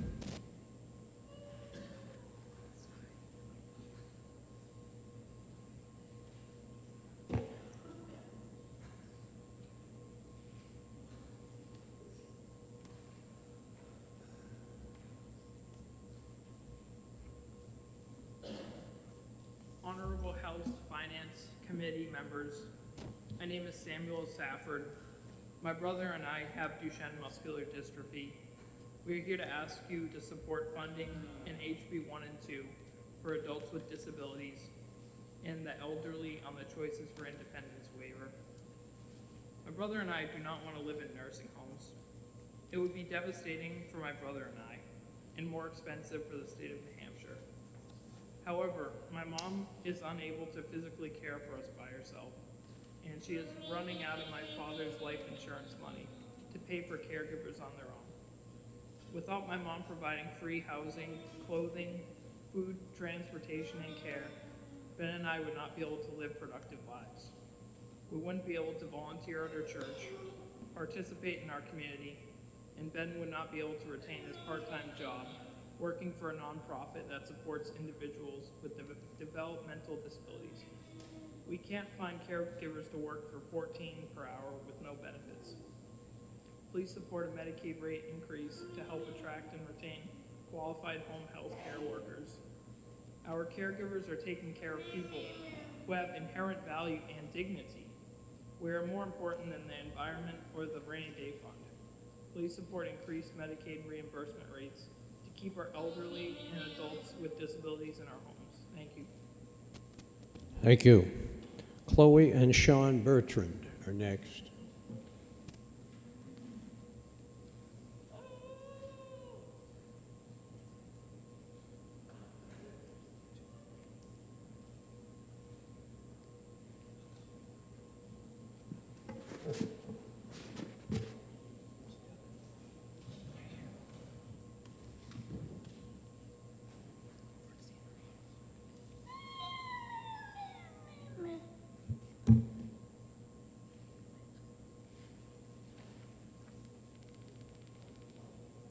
My name is Chloe Bertrand. I live at 50 South Main Street in Mount Vernon. I ask you to support full funding for developmental services and an increase in New Hampshire's Medicaid reimbursement rates. This will support people like me to live fully in our communities.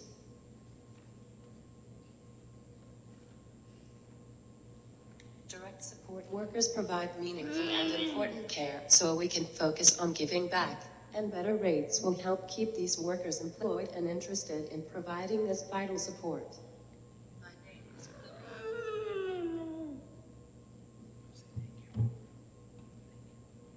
She says thank you. All right, so Chairman Weiler and members of the House Finance Committee, I'm ready today also to support, to ask you to support full funding of home and community-based services in HB1 and HB2. as well as support for the increase in New Hampshire's Medicaid reimbursement rates. My wife, Jennifer, and I lived in Mount Vernon for 22 years. I was born and raised here in New Hampshire. Funding for home and community-based services provides supports for our daughter, Chloe, so she can remain in her community and with her family. She requires support for all of her aspects of daily living, and while she's autistic and nonverbal, she uses this support to fully participate in her community and achieve meaningful things like the operation of her small data destruction business, Chloe Shred Shed, which is now in its 3rd year. Something we established during the pandemic because we just really couldn't find any support for her. And it was one of her dreams was to start a business. So that's what we've done. So the workers in the direct support field are very hard to come by these days. And they provide really vital and incredible supports. And there's vendor agencies that do provide these supports, but they find it very hard to find and keep and attract support workers because it's, a lot of people just think it's easier to go to a basic retail position that can pay the same or more. So higher Medicaid rates would provide this incentive for support workers to stay in the field that they love. So again, full funding for support for developmental services and Medicaid rates, higher Medicaid rates is something we would hope you support. It's something, this approach of home and community-based services in New Hampshire is over 30 years now. It's worked, and it's far less cost to New Hampshire taxpayers. So thank you for your support on this. Now we're going to go back and do some more shredding. Thank you. I'm having trouble reading this name. William Dowd, it might be, from the Land Surveyors Board. Please correct me if I mispronounced it wrong.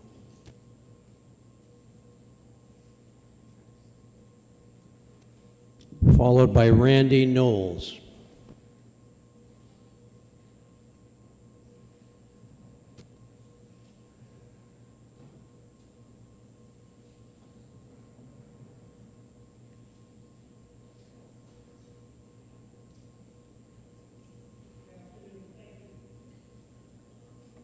Good afternoon, thank you. My name is Bill Doucette from the New Hampshire Land Surveyors Board.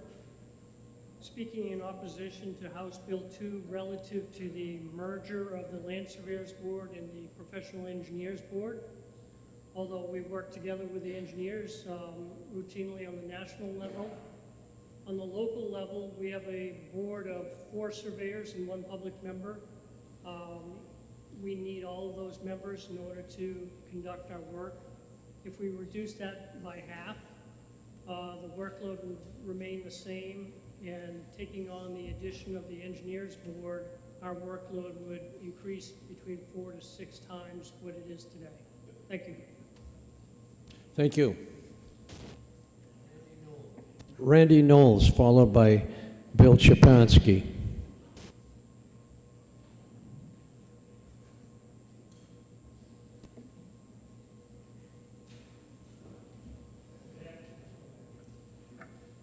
Good afternoon, Chairman Weiler and members of the House Finance Committee.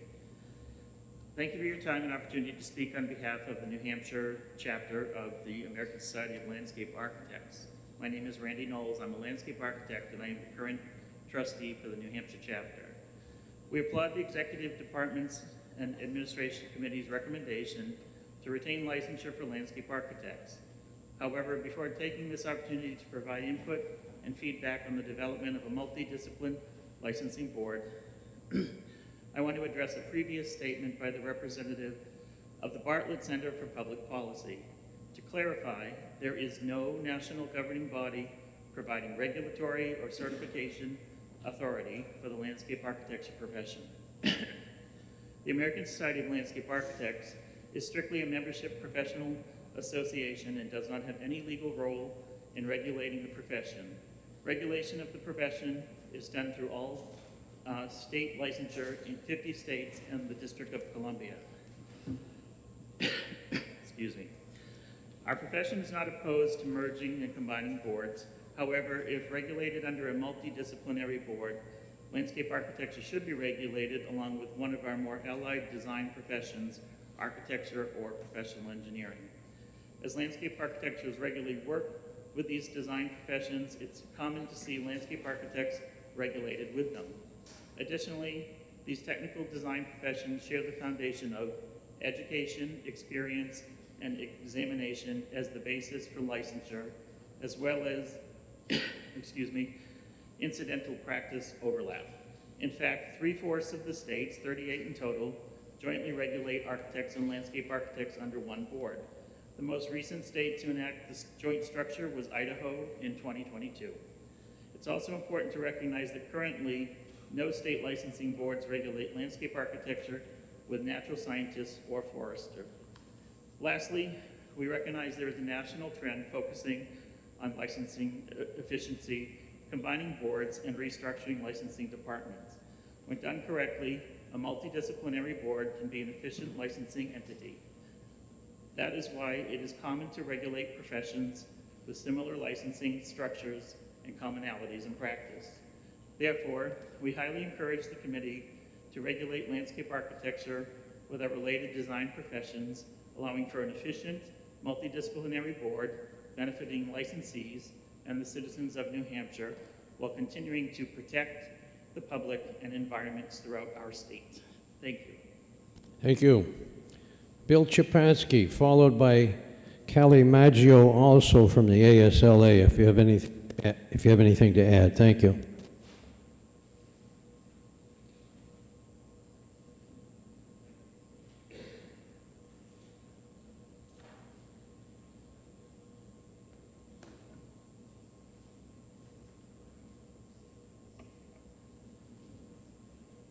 Good afternoon. Chairman and members of the committee, thank you for this opportunity to comment on the proposed rate increase for private duty nursing and licensed nursing assistant provided by home health agencies contracted with the New Hampshire Department of Health and Human Services. I'm Bill Stefanski, Vice President of Government Relations for Team Select Home Care.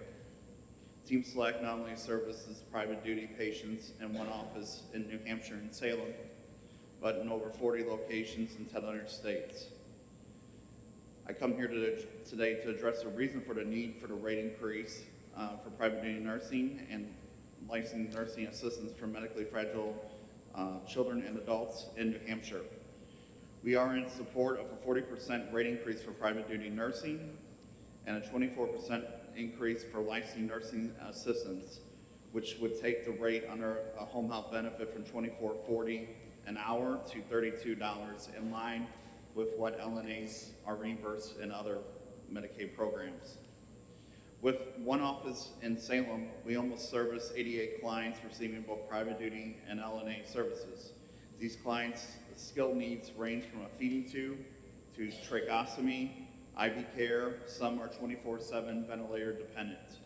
Most of our clients are born with this condition that causes them to need medical care in their home for the rest of their lives. The nursing shortage is not a new issue. Since 1980, the year I was born, the average age of an RN has only increased, signaling that there's not enough nurses are joining the profession, according to Health Resources and Services Administration.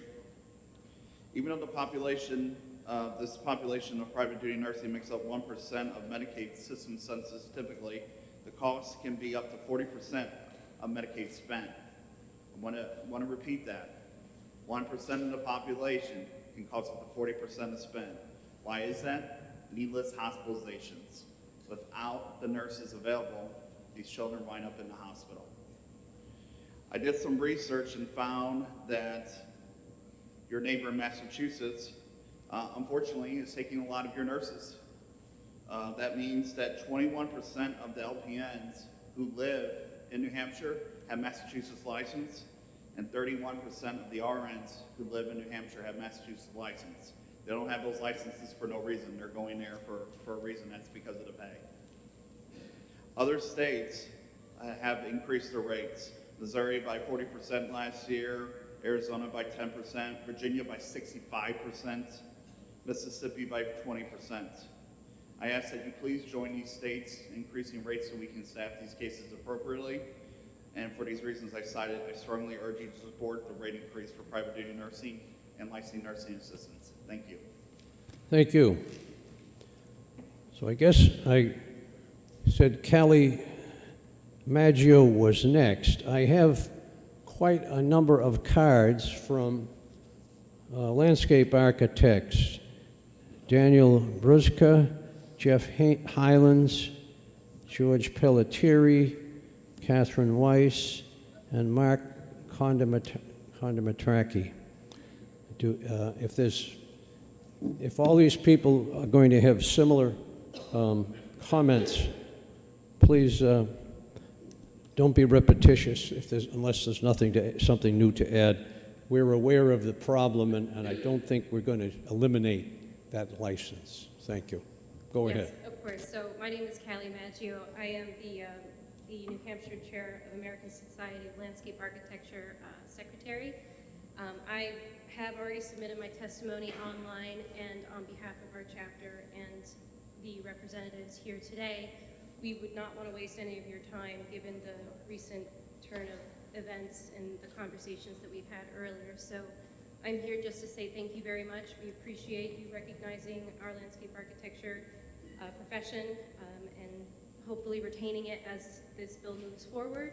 And I agree on behalf of our landscape architecture representatives here, we all agree with the testimony Randy Knowles provided. Thank you. Thank you, Kelly. What was that other name you said? I'm sorry? Randy Knowles. Who was it? Randy Knowles. He spoke a couple Okay. months before. So I also have Catherine Weiss. Is she here? And then George Pelletieri. Good afternoon. My name is Catherine Weiss. I'm the landscape architect licensed in the state of New Hampshire. And I would like to show that I support everything that Randy Knowles said. And I hope that you will join our board with a board that is similar to what we do. Thank you. Thank you. George Pelletieri.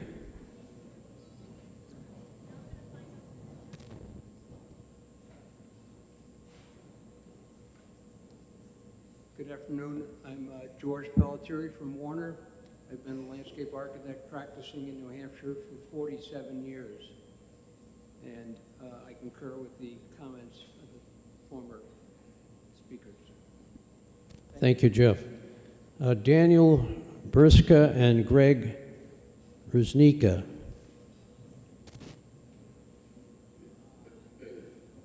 Hello, my name is Dan Bresga. I'm a licensed landscape architect in the state of New Hampshire, and I would like to concur with Randy Knowles' statement, and we hope you guys maintain our licensure as the bill moves forward. Thank you. Thank you. Is this Greg Rusnika? It is. Thank you for the recognition, Mr. Chairman. My name is Greg Rusnika. I'm a resident of Sutton, New Hampshire, and I'm a professional landscape architect. I'd like to concur with the previous speakers in defense of licensure and representation for landscape architects as a matter of public health, safety, and welfare. Thank you. Thank you. Mark Condamatraki.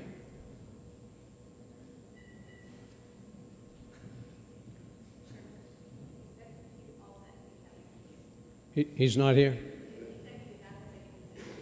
Thank you. Appreciate your brevity. I didn't realize there was that much work for landscape architects. And another thing that I was pleased to hear when they talked about eliminating this license is, oh, we haven't had any complaints about them. So congratulations to you all.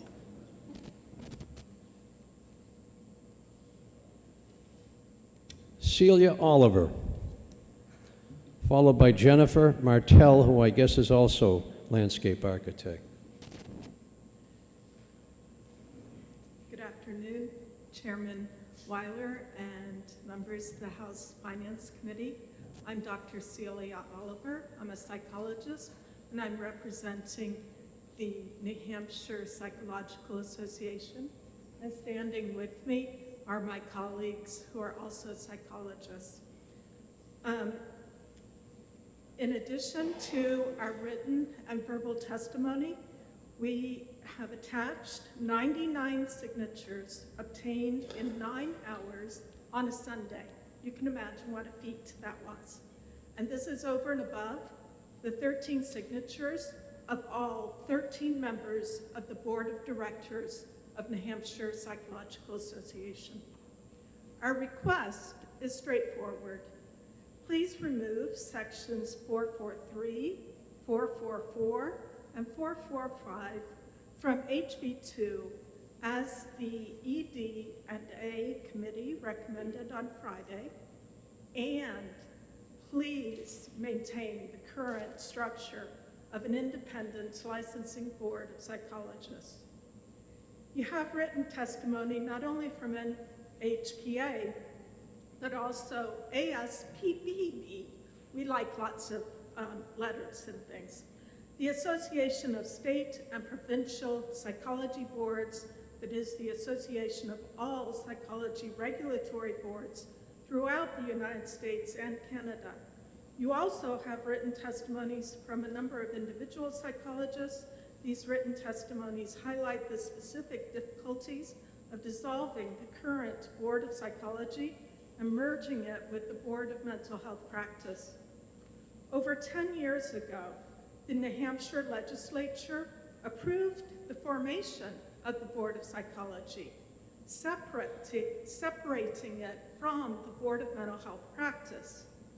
After the growing pains of the first few years, this separate licensing board has been working effectively for both psychologists and the public.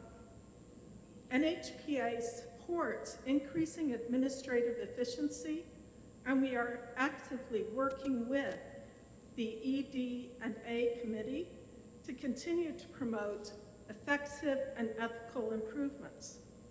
Regarding costs, license fees essentially cover the costs of operating the Board of Psychology. Consequently, any cost savings from merging the boards is minimal and will not outweigh the cost to public safety. This is also not a matter of elitism or some sort of turf war. Psychologists and other mental health providers are constantly working together, collaboratively, in a wide variety of settings. What does not work is when we attempt to regulate each other's professional practices. They are just too different. That is why the Independent Board of Psychology was established over 10 years ago. In fact, in the United States, only one state, Kansas, has a consolidated board for regulating the practice of psychology. There are many very good reasons for this governmental structure of one licensing board for psychologists. We have already demonstrated that consolidated licensing board does not work in New Hampshire. What we currently have is working. We ask you to please help us keep this current structure and allow us to keep working with the ED&A committee and the OPLC to promote improvements in the administrative processes. Thank you so very much. Thank you for all getting up together. 10 years ago, I was involved with that legislation. Yes, you were, and we thank you very much. We remember it. Thank you. Jennifer Martell, I forgot to include you with the rest of the landscape architects. Thank you, Chairman Weiler and committee members. My name is Jennifer Martell. As you guessed, I am a licensed landscape architecture from Exeter, New Hampshire. I'm also the president of the New Hampshire chapter of the American Society for Landscape Architects. Many of our members are here today. And I just want to say that we all are in concurrence with Randy Knoll's testimony about combining our board with an allied professional board, if combination of boards is what proceeds out of this. And we look forward to the next committee meeting next Friday. Thank you. Thank you. Next, we'll call on Catherine Sweeney, followed by Michelle Broadhurst. Good afternoon, Chairman Weiler and committee members. My name is Catherine Sweeney. I'm the president-elect for the New Hampshire Court Reporters Association and proud New Hampshire licensed court reporter number 166. I'm here to speak on the potential repeal of licensing for court reporters. Excuse me. Court reporters, also known as stenographers, were the individuals who write down everything that is said in a legal proceeding and put it into a written transcript. Attorneys fight for the rights and liberties of their clients, the litigants. In order to gather evidence for trial and effectively try their case, they call on licensed court reporters to accurately take down testimony at depositions and, most importantly, protect that testimony. Court reporters not only write on our funny little machines to take down the words of everyone in the room, but we ensure that personally identifiable information of those who testify is protected and remains confidential. Things like addresses, social security numbers, banking institutions, and account numbers are very often testified to at depositions. Years and years of tax returns are at our disposal as exhibits. And don't even get me started on what kind of photographs we see. We not only know about someone's PII, but we also know private information too. What medical conditions someone has, the doctors they see and the medications they take, how much someone makes at their job and what their mortgage is, who has a safe, where it is in their home and what's in it. Spoiler alert, it's cash and gold. What a wife and her tennis instructor do with tennis lessons that husband pays for. Spoiler alert, it's not only tennis. How many tens of thousands of dollars a husband spends at the local gentleman's club, and the real names of Sexy Kitten and Spanky Jane to whom those funds go to. You can't prevent this information being exposed to court reporters, but you can prevent it from being disclosed to unauthorized, unlicensed individuals by maintaining our licensure and ethical obligations. Certifications earned from our national association only test our speed and accuracy, as well as grammar, spelling, and basic knowledge of court procedures. Licensing and certifications go hand in hand. The National Court Reporters Association does not issue licenses to court reporters. They are just the governing body that states rely on to provide testing and basic guidelines. It is up to the individual states to require that certification as a baseline and then issue licenses per that state's specific rules and regulations. The National Court Reporters Association also has COPE, the Code of Professional Ethics, which we must follow. It includes data encryption and cybersecurity, integrity, impartiality, and competence. As part of New Hampshire licensing, we agree to abide by this Code of Ethics, which ensures that sensitive information is not improperly disclosed. If licensing of court reporters is taken away, there is going to be zero oversight of who will be responsible for taking testimony, being impartial, and making sure the personal information of citizens remains private. If our licensing is taken away, court reporters may not choose to remain members of the National Association. Let their certifications lapse, and then they will not have to be held to any ethical standards. Whereas yet anyone can call themselves a court reporter, enter a private legal proceeding, slap a digital recorder Your time on has the table, expired. and send recordings off to who knows who. Please Thank make you for your concluding remarks. Thank you. Thank you. All right, I have Michelle Broadhurst and Gary Harding, looks like from the same firm. You both have 5 minutes. Please keep it to 3 minutes. Thank you. Good afternoon, Chairman and members of the House Finance Committee. My name is Michelle Broadhurst, and I'm a partner of the law firm of Bernard Merrill, located in Manchester, New Hampshire. We are the largest workers' compensation defense firm in the state. Our representative clients include New Hampshire employers and insurance companies. Some of our representative clients are the largest manufacturers in the state, healthcare facilities, supermarkets, retail industry, school districts. We're here today with regard to line item 115, that section that would amend RSA 281:A, section 54, and would abolish the second injury fund. The second injury fund was a fund that was set up for New Hampshire employers and their insurance carriers. And what it does is it is a fund that is assessed to the insurance carriers and the employers, which they pay into each year with their own money. And then when they retain or hire injured workers, and those injured workers suffer a second injury while in their employ, they can access that fund and get payment back for what they've paid out in indemnity benefits as well as medical benefits. Why this fund is so important is that not only does it protect your New Hampshire employers and encourages them to hire injured workers or workers who have disabilities, it also protects the injured worker. It's an added layer of protection for them, as well as giving them the comfortability to know that, well, maybe I injured my rotator cuff and tore my rotator cuff, and now I'm back to work. I don't have to worry, because if I get injured again, I know that my employer is going to get reimbursed out of the second injury fund. And again, the important thing to understand here is that this fund is solely funded by the employers and the insurance companies. It is their money. And so there's really no need for this fund to be abolished. It is encouraging employers to hire and maintain and retrain injured workers. Thank you. Thank you. Gary Harding, followed by Joni Bernard. Okay, thank you. Gary Harding from Bernard and Merrill. And I'm opposing House Bill 2 only to the extent that you're trying to sunset or eliminate the second injury fund. The second injury fund was created to encourage employers to hire people with disabilities. And that's what it's there for. There's no taxpayer money involved in the second injury fund. There's, like Michelle said, it's the employers, it's the insurance carrier's money. And what happens when the employer gets reimbursed from the fund is their premiums will go down.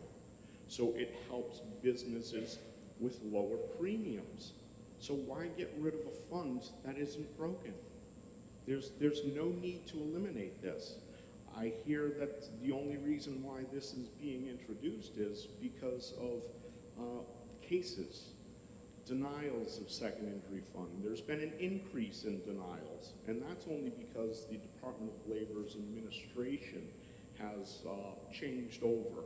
So the second injury fund coordinator is new. They're denying a lot more claims now. But what I've seen, and I've been doing this for 20 years now, what I've seen this year or the past 2 years, there's like between 15 and 20 claims, maybe, for a cycle. That's it, total, 15 to 20 claims that need hearings. So we average that out over a year. You're looking at 1 to 2 claims per month. So you're going to eliminate a multi-million-dollar fund because of 1 to 2 claims being processed per month. It just doesn't make sense. So we respectfully request that the funds just stay where it is. There's no need to eliminate the fund. Okay? Thank you. Thank you. Joni Menard, or Tony Menard, followed by Jessica Keeler. Good afternoon, Chairman Weiler and committee members. My name is Joni Menard, and I'm a registered nurse in the state of New Hampshire. I'm the Vice Chair of the Board of Nursing. I am accompanied by the Chair of the Board of Nursing, Samantha O'Neill, so we're going to consolidate our testimony. We also have other members of the Board of Nursing with us, and we're going to be speaking in opposition to the request in HB2 to remove licensure for our licensed nursing assistants in the state of New Hampshire. Thank you. Good afternoon. In addition to opposing for the removing the licensing of our licensed nursing assistants, we also have some concerns regarding the composition of the members of the Board of Nursing and reducing it from 11 to 5. So the Board of Nursing oversees over 50,000 licensees. 12,000 of them are licensed nursing assistants, and approximately 1,000 of them are medication nursing assistants. The Board of Nursing has the following concerns with HB2. If LNAs were no longer required to be licensed, there would be a decline in the quality of patient care as well as a risk to patient safety. One of the requirements to be a medication licensed nursing assistant is to first be an LNA. Medication nursing assistants provide essential services to our long-term care facilities, and without this designation, the long-term care facilities would need to have higher level licensees providing this task, creating more of a burden for these facilities. LNAs are required to have more classroom and clinical hours of training than a certified nursing assistants, which provides them with more experience and preparation to provide quality and safe patient care. LNAs are required to obtain continuing education courses to ensure that they are up to date on their skills and their best practices. Unlicensed nursing assistants are not required to participate in continuing education, which will negatively impact patient care. LNAs are required to meet ethical and clinical patient care standards under the Nurse Practice Act as defined in the New Hampshire Board of Nursing rules. Failure to uphold these standards requires Board of Nursing reporting, review, mitigation to protect the health and safety of the public. The Board of Nursing receives many complaints on a regular basis. 39% of all complaints before the Board of Nursing concerns LNAs. Between February of 2021 and February of 2023, we emergently suspended 9 LNAs due to concerns that they would pose an imminent threat to the danger and health and safety of the public should they keep their license during the investigative process. To be licensed in the state of New Hampshire, all licensees need to successfully complete FBI fingerprinting and a criminal background check. These are very critical checks and are vetted through the OPLC and the Board of Nursing to ensure that those individuals receiving license are safe to practice in all settings. Data gathered from the past 2 years reflects that 81% of all LNA applications came before the Board of Nursing due to criminal history or activity. In addition, if LNAs were no longer required to be licensed, they would not be able to participate in the New Hampshire Professionals Health Program, which is a resource for all licensees. 17 LNAs have been part of that program since its inception. LNAs are subject to permanent ban of licensure for certain felonies such as manslaughter, aggravated robbery, kidnapping, felonious assault, exploitation of children, and there is no mechanism to provide this with certified nursing assistants. As it relates to the compensation of the Board of Nursing, the board is currently made up of 11 individuals, 9 clinical, and 2 public members. Again, we have over 50,000 licensees, and the current board structure allows for a greater amount of cross-functional expertise and knowledge to make more informed and educated decisions as it relates to licensees. We have members of the board with hospital, ambulatory, VNA, long-term care, and human resources experience. These variations in experience allow us to tap into the subject matter expert in certain situations to better understand the dynamics, processes, and best practice in those areas, which again allows the board to make more informed, educated, and timely decisions. For those reasons, we do not support reducing the number of board members from 11 to 5. Thank you. Are you Samantha O'Neill? I am, yes. Okay. And were there any other cards here that I should have from other nursing people? No, we all are under the same board. Thank you. Thank you very much for coming together. Okay, Jessica Keeler, followed by Ross Connolly.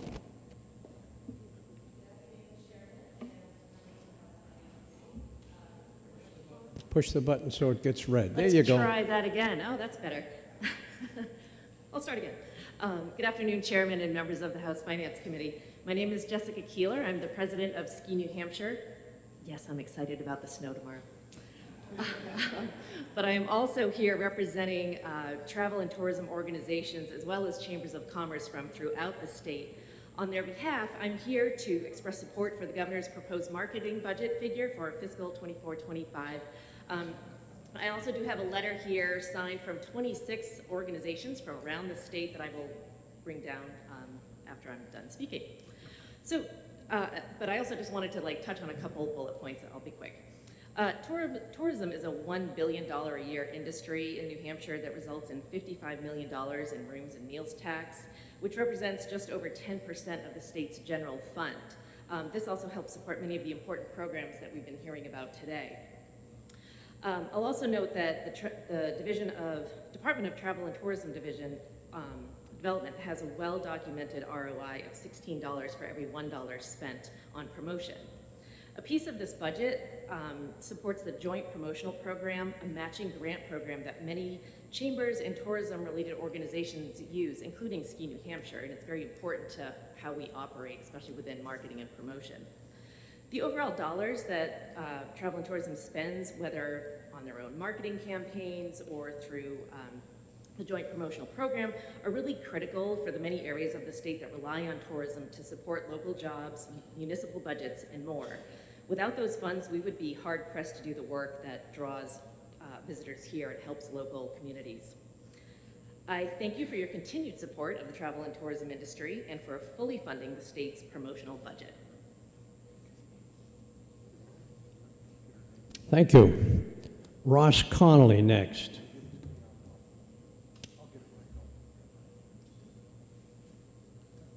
Thank you, Mr. Chairman, members of the committee. For the record, my name is Ross Connolly. I'm the Deputy State Director for Americans for Prosperity here in New Hampshire. We're neutral on HB2 as compiled, but here to speak in full-hearted support of the governor's proposal for licensing reform and reducing those barriers to employment. So these are common sense proposals in our mind. It'll streamline regulations, boards, and eliminate unnecessary licensure requirements. And the governor's proposal will also make New Hampshire a beacon in the Northeast by taking the step to universally recognize out-of-state qualified licensed workers. Licensing recognition would reduce barriers to dozens of occupations between New Hampshire and the rest of the country, ultimately making New Hampshire a leader in removing interstate licensing barriers.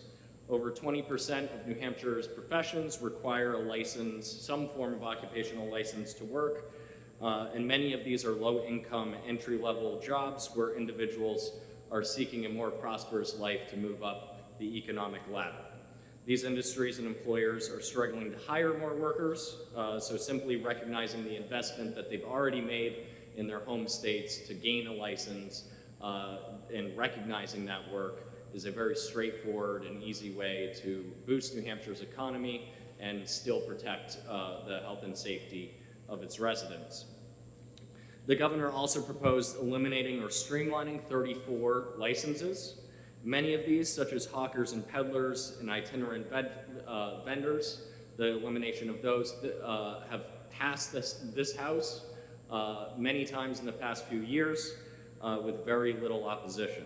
Others, like nursing assistants, are rarely licensed in other states and puts a massive barrier in the way of entering the field. Just for reference, Massachusetts does not license nursing assistants. They require the private certification that you can attain, so there's plenty of options besides the heavy hand of licensure. We commend the governor for identifying many licenses that have very little to do with protecting consumer safety, which is the intent of licensure. And instead, these licenses erect barriers to lower income individuals from climbing the economic ladder and seeking a better life. Many of the arguments for keeping licenses, like landscape architects, athletes agents, etc., are based on federal rules or insurance requirements for certain jobs that can easily be replaced by alternatives to licensure, such as private certifications or optional government licensure. In the current economy, we think this is the absolute perfect time to have a bold reform like this, eliminate these barriers, attract new workers to our state, and provide economic growth.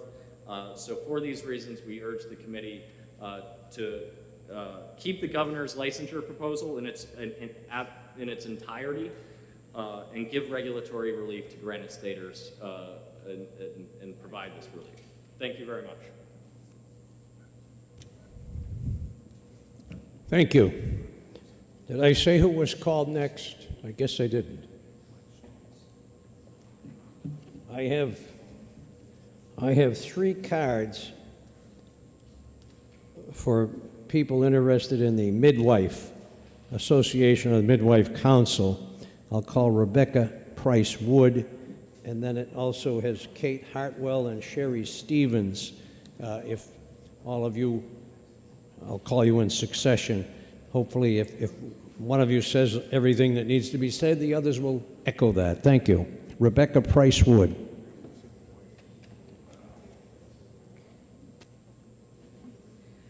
Hello, I'm Rebecca. HB2, y'all. It might not surprise you to hear that we're opposed to HB2. We submitted a testimony online, so I'm just going to tease out the parts that I want you to hear today. One reason that we're opposed to how we're addressed as midwives in HB2 is removing our council and moving it to an advisory board. That's the way that it affects us. We've been a licensed profession for over 40 years. We've been self-regulated under the umbrella of OPLC. And there have been hundreds of hours that have been spent on these rules and regulations and our statutes and how our law gets played out to the New Hampshire public. And it has been agreed on what it takes to administer safe midwifery care in this state. And I wonder what about the budget makes that no longer valid, that it would change the way that our laws are being administered to the vulnerable populations of pregnant people and newborns. The second thing I want to just say is to the point of consultation as it relates to the OPLC executive director, which is an appointed position. Managing midwives in the state under consultation with the board, noting that there is no definition in this bill for consultation, and there is no requirement for consultation with the advisory council in this bill, and that, again, as another profession said, that outside experts are going to be brought in and contracted to weigh in on matters that our council does as volunteers. There are other things that you'll read in the testimony that was submitted online, but I'm going to yield to my colleagues. Thank you. Thank you. Who's next, Kate or Sherry? I'm Sherry Stevens from Meredith, New Hampshire, and I want to agree with what Rebecca said, and I just wanted to add that I would hope that they would take out of the HB2 the advisory, making the New Hampshire Midwifery Council an advisory as opposed to keeping the council the way it has been. And it also would reduce our council from 6 people, which included 3 midwives, a obstetrician, a pediatrician, and a consumer member. And it would make it just one physician, either pediatrician or obstetrician, and we don't think they are the same, and only have 2 midwives. Also, I would ask that you take out the part on 452 that repeals the parts of our law, because we've worked really hard to make put those 3 RSA 362D in, and I would really appreciate not repealing that. I'm going to yield. Thank you. And Kate is next. Hello, I'm Kate Hartwell. I'm here as the board chair of the New Hampshire Midwifery Council. I am going to echo a little bit of what my colleagues have said, but I'd like to outline for you the concerns that the council has with HB2. New Hampshire is the live free or die state, and few professions embody this ideology better than New Hampshire certified midwives. To provide essential background, New Hampshire certified midwives are experts on natural vaginal delivery. We serve the population of low-risk mothers in New Hampshire who choose to deliver either in their homes or in freestanding state-licensed birth centers. Under our scope of practice, we can order all labs, ultrasounds, and consults, as well as carry life-saving medications to assist in childbirth and postpartum care. We do this under the regulations and standards currently in place, and HB2 threatens every aspect of our profession, including public safety. For the past few years, the Midwifery Council has welcomed administrative assistance from the OPLC. We wish to continue working with the OPLC on the administrative processes they already help us with, without losing the effect of our professional expertise. HB2 proposes to make the Midwifery Council an advisory council. The Midwifery Council strongly opposes this for the following 5 reasons. Number 1, by shifting the council to an advisory position, HB2 effectively consolidates power into the executive director of the OPLC to define qualifications for the practice of midwifery, the teaching of midwifery, and the scope of practice of midwifery, including policies for professional direction and supervision. The executive director does not have the expertise to define any of these areas. The council acknowledges that the bill proposes the executive director would create these definitions in consultation with the advisory council. Under the law, however, the executive director is not required to consult or accept the council's recommendations. This could hobble the profession single-handedly. Point 2, The bill proposes to reduce the number of council members from 6 to 3. Currently, the council is made up of 3 New Hampshire certified midwives, 1 obstetrician, 1 pediatrician, and 1 public member. The bill proposes the advisory council constitute 1 obstetrician or pediatrician and 2 New Hampshire certified midwives. This eliminates the broad representation of the profession and public serving on the council. An additional concern surrounding the council's composition is the proposal that the executive director selects those members. The executive director does not have the expertise to select a pediatrician or obstetrician who has sufficient and relevant experience working with midwives. I have to be very clear when I say many physicians do not understand our practice at best or are actively antagonistic at worst. Number 3, the council exists in large part to protect the public. During meetings, the council sees complaints and more. Your time has expired. Okay. Thank you so much for your time. I have the rest of my statement as a handout. Thank you. Thank you. Christy Stelton.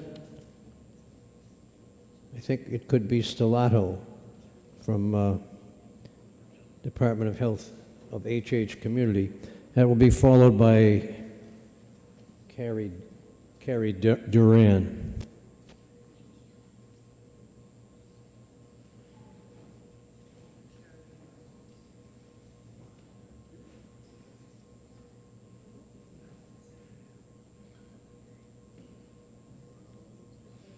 I'm Carrie, not Christy. Is the other young lady here?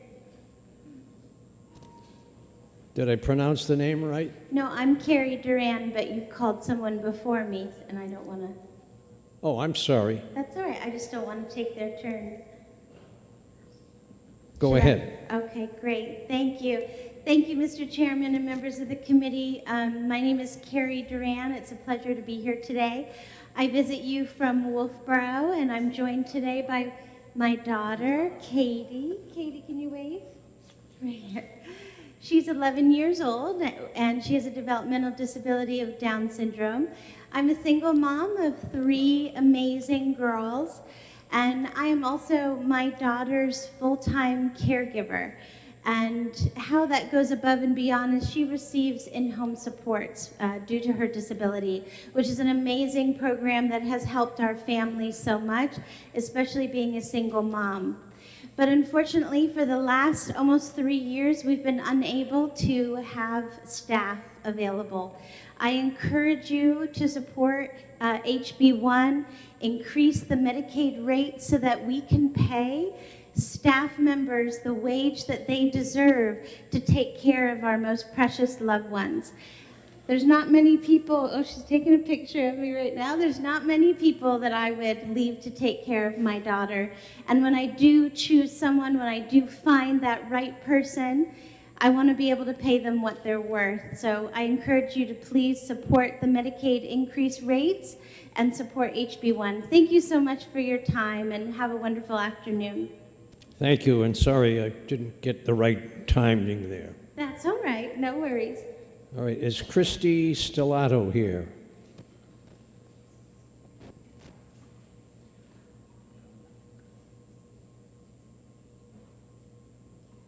How about Carrie Dunn? That might be me as well. That was you. Thank you. Thank you.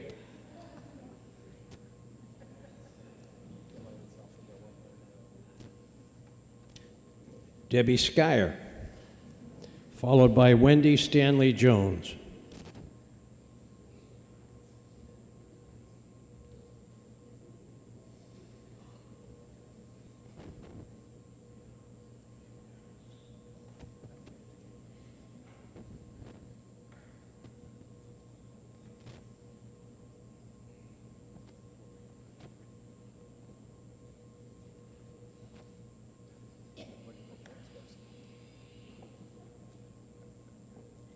Good afternoon. Thank you, Representative Weiler. My name is Debbie Skiri. I'm the president of the New Hampshire College and University Council. I'd like to thank you for the opportunity to speak before you. And I ask you to oppose the proposed changes to the unique plan and the establishment of a targeted workforce development student debt relief program. HB2 proposes to make major changes to the existing unique program. The fees generated to support the unique program may vary from year to year based on economic performance. And that's why the Independent 529 Commission, which has representatives from both the Senate and the House that administers the program, developed both a scholarship fund as well as a campus-based restricted scholarship fund that assures through good and bad economic times, the money will continue to be available to needy New Hampshire students and their families. 100% of these funds are used right now specifically for student scholarships. Students who receive these scholarships are not required to pay them. This is pure aid to New Hampshire's students and families, not loans. These scholarships may mean the difference between a student heading to college or deciding that he or she simply cannot afford the expense. It is a tremendously successful program, started in 1998, and to date has dispersed $186 million in scholarship funds to needy New Hampshire students.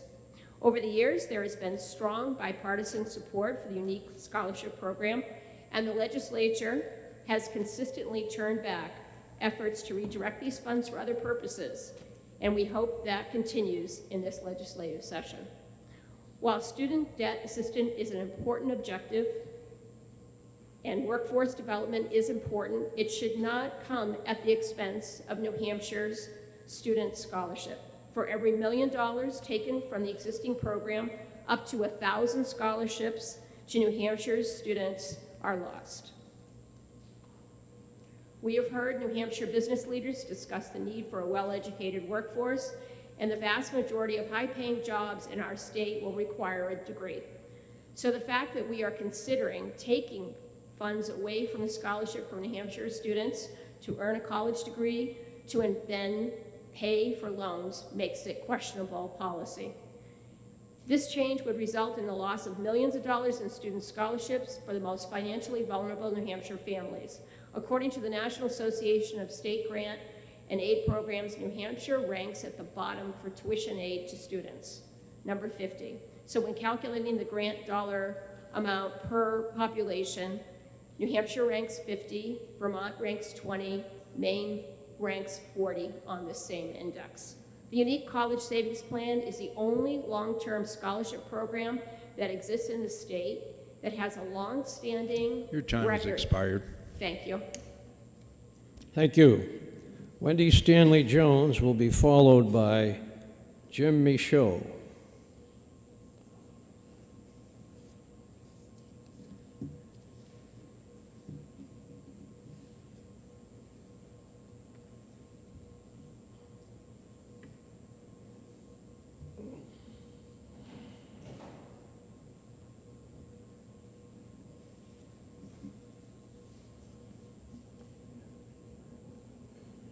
Good afternoon, Chairman Weiler and members of the committee. For transparency, I am a Board of Nursing member. Please forgive my coughing. I have pneumonia, but this is too important for me to not come. I respectfully disagree with AFP. Their research is flawed. This is my profession. I'm here as a 39-year nurse, concerned about adding more unlicensed clinical staff to healthcare. If a CNA makes an error, there's no mechanism to report, track, re-educate, or deny them the ability to work elsewhere. We have seen from the educational system and clergy the detriment to the public by not reporting unacceptable behavior. Is that where we want to go? Remember the medical technician who stole patients' fentanyl, filled their syringes with water? He also infected more than 40 people in at least 4 states with hepatitis C. He was unlicensed and unregulated. CNAs, certified nursing assistants, have no database, either statewide or nationally, to confirm that they are in good standing and have not committed some harm. Do you want an unlicensed person giving medication? Medications such as blood pressure, heart issues, and insulin are much more dangerous if given incorrectly than opioids. The CNA has minimal accountability. Nurses are allowed to delegate duties to unlicensed personnel, but that unlicensed person faces no consequences if they do not follow the guidelines. Nurses, by virtue of being licensed, are the ones who are responsible for someone who doesn't have the answer, who doesn't have to answer to the nurse or anyone else for their actions. The mission of the nursing board, according to our website, is to safeguard life, health, the public, welfare of people of the state, and protect the people from unauthorized, unqualified, and improper application of services by individuals in the practice of nursing. Please consider removing licensed nursing assistants from that list, no longer needing to be licensed, for all of our safeties. We're not talking about planting a rose bush. We're talking about you, your family, and friends, and our health. Thank you for your time. Thank you.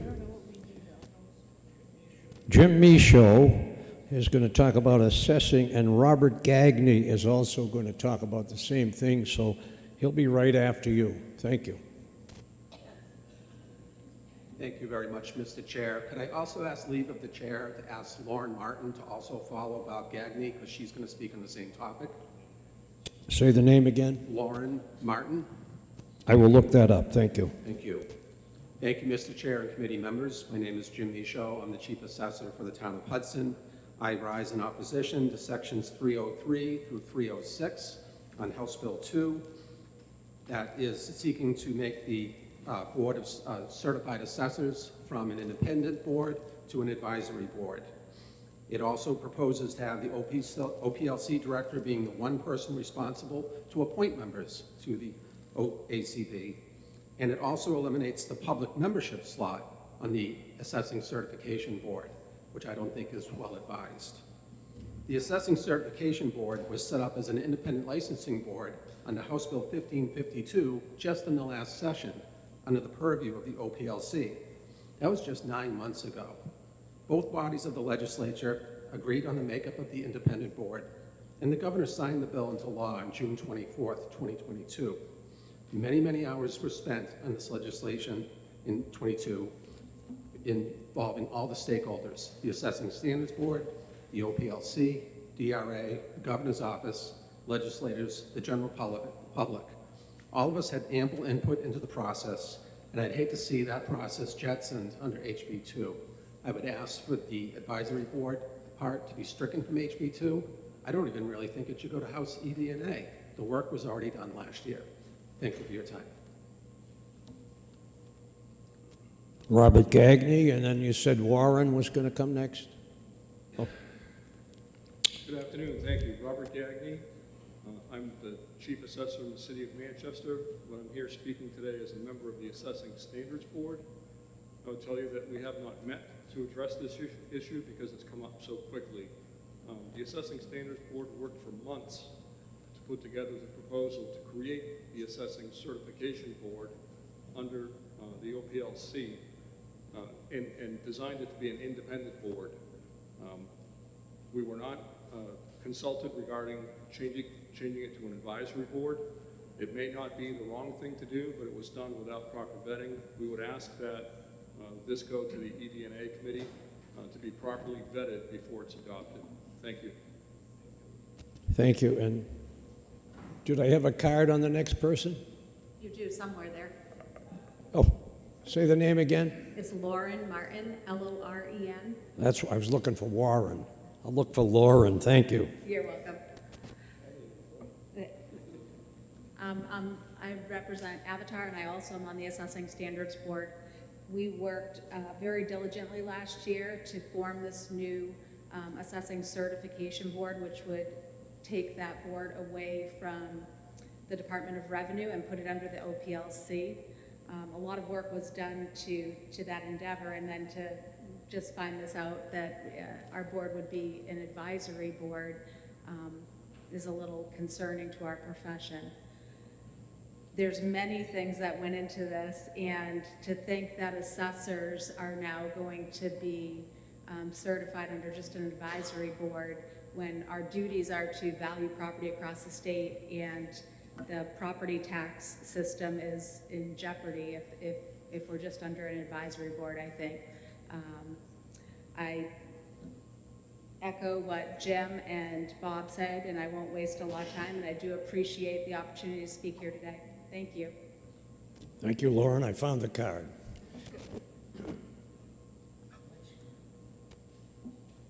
We'll next call on Brendan Williams, New Hampshire Healthcare Association.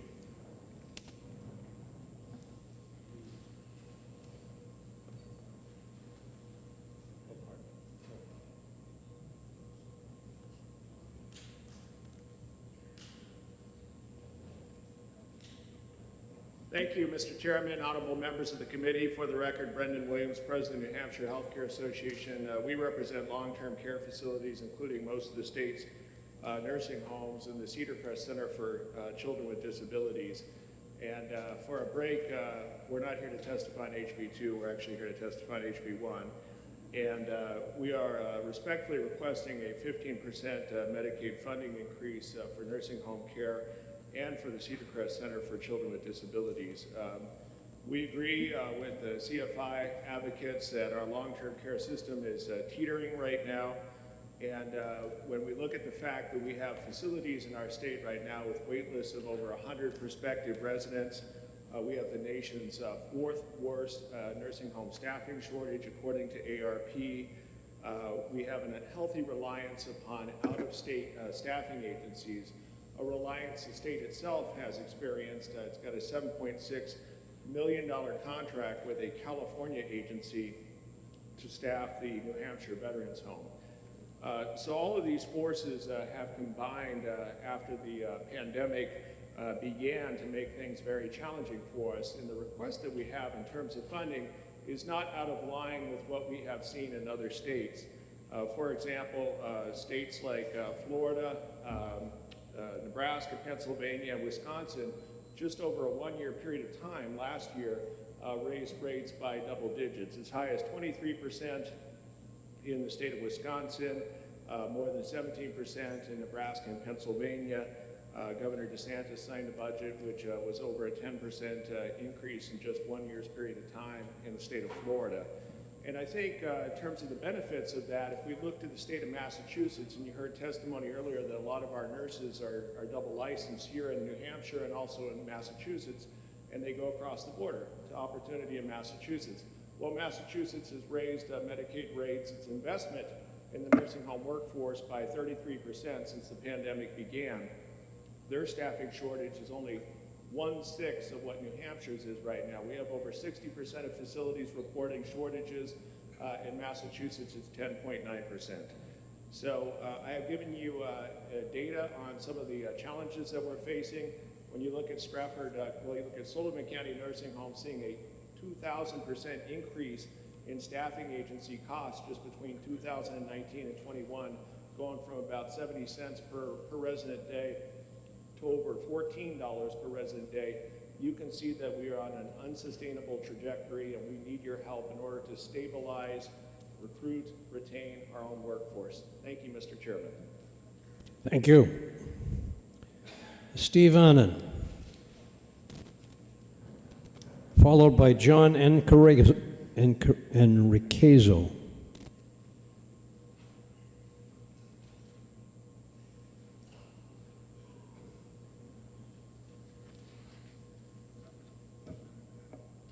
Thank you. Good afternoon, Mr. Chairman, members of the committee. My name is Steve Annan, President of the New Hampshire Hospital Association. I'm here representing all of our state's hospitals. Development of the state budget is a key exercise in addressing priorities in our state, and we appreciate the opportunity to share our thoughts with you. You have our written testimony, so I won't go through it in detail, but I do want to touch on a few key points. First, we appreciate the governor's across-the-board Medicaid rate increases that he's included in the budget, but believe we should be considering much more targeted rate increases in the areas of behavioral health, as well as for nursing home providers, long-term services and supports, and home care providers. One of the greatest challenges facing hospitals today is the inability to discharge patients who are medically cleared to move to their next level of care in a nursing home, skilled nursing facility, or home care, but are unable to because of their own staffing challenges or the inability to timely transfer patients from our hospital emergency departments who are in psychiatric crisis. Higher Medicaid reimbursement rates would create the stability and predictability these providers need to be able to hire and retain more staff to serve their patients, clients, and residents. Second, the governor's budget proposes significant reforms to our state's licensing functions. These are important issues, but we are concerned that the proposed changes to remove the licensure for certain healthcare professions is too much, too soon, and a more thoughtful, coordinated approach should be taken to understand the direct and unintended consequences of such changes. Third, we do not support the delay in implementation of the Workplace Violence Prevention and Healthcare Workplace Safety Commission included in House Bill 2. And finally, just 3 weeks ago, a federal district court ruled that the state here in New Hampshire is failing its responsibility to care for our most vulnerable citizens and must finally take action to come into compliance and stop the practice of boarding patients experiencing a psychiatric crisis in hospital emergency departments. In response, the governor inserted language into the budget trailer bill that enshrines, unfortunately, a broken system in place. State law is very clear and has been reinforced by multiple state and federal court rulings. When a patient is deemed to be a danger to him or herself or others, and a petition for involuntary emergency admission is completed, the patient is to be committed to the state mental health system and is to be transferred immediately to a designated receiving facility. The state closed 2 units at New Hampshire Hospital last year due to staffing issues, which resulted in eliminating approximately 48 beds from the system, exacerbating the crisis by further delaying care to patients in need. As of this February, just a couple of days ago, more than 30 existing beds remain unavailable due to a lack of staffing in New Hampshire Hospital. New Hampshire hospitals have been eager to negotiate a short and long-term binding solution with the state, but after multiple delays, we were left with no alternative but to seek further relief through the courts to protect the rights of patients in hospitals. These latest developments with House Bill 2 are just not acceptable. The proposed language, particularly that which removes the requirement that patients be transferred immediately, is just not acceptable. These provisions are wrong and they should not be included in House Bill 2. Thank you very much for the opportunity to share our thoughts. I'd be happy to answer questions at a time that's convenient for you. Thank you. Thank you. John N. Carrizo, followed by Jamie Shagnon. Both will speak on Meals on Wheels. Meals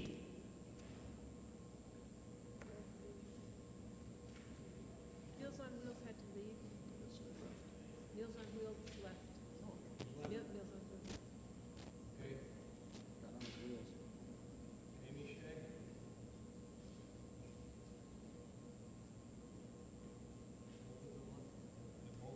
Does anyone know? Meals on Wheels left about 30 minutes ago. Okay. All 3 of them. All right. Lindsay, can't read the last name, from OPLC. It's a common problem, Mr. Chairman. Thank you for your time. For the record, How do you pronounce the last name? It's Courtney, like the name. I just Thank you. don't have good handwriting. For the record, I'm Lindsay Courtney. I'm the Executive Director of the New Hampshire Office of Professional Licensure and Certification. We've certainly heard a lot today, a lot of concerns regarding the governor's proposed licensing reforms in House Bill 2. But what we haven't heard is a comprehensive, we haven't heard a broad overview about the governor's plan for comprehensive licensure reform and what changes the agency and the boards would see as a result. At the agency, we've really been diving into House Bill 2, and we are prepared to offer finance or the various divisions to come forward and conduct a presentation of what is contained therein. For example, regarding nursing assistants, you've heard today of the need to regulate nursing assistants, and I agree with that. What you didn't hear is that there's a federal registry that already requires that we register nursing assistants, and we already do. So those are the types of things that I think we would be able to bring forward with more than 3 minutes to spare, and I just wanted to leave you with that, and if you are interested, we'd be happy to partner with you on that. Thank you. Thank you. Alan Reitz.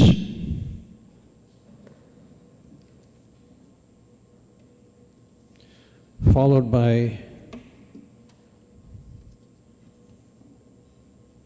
I can't quite read the name. It could be Esther Connors. Thank you, Mr. Chairman and members of the committee for taking my testimony, and I also appreciate your stamina on a day like this.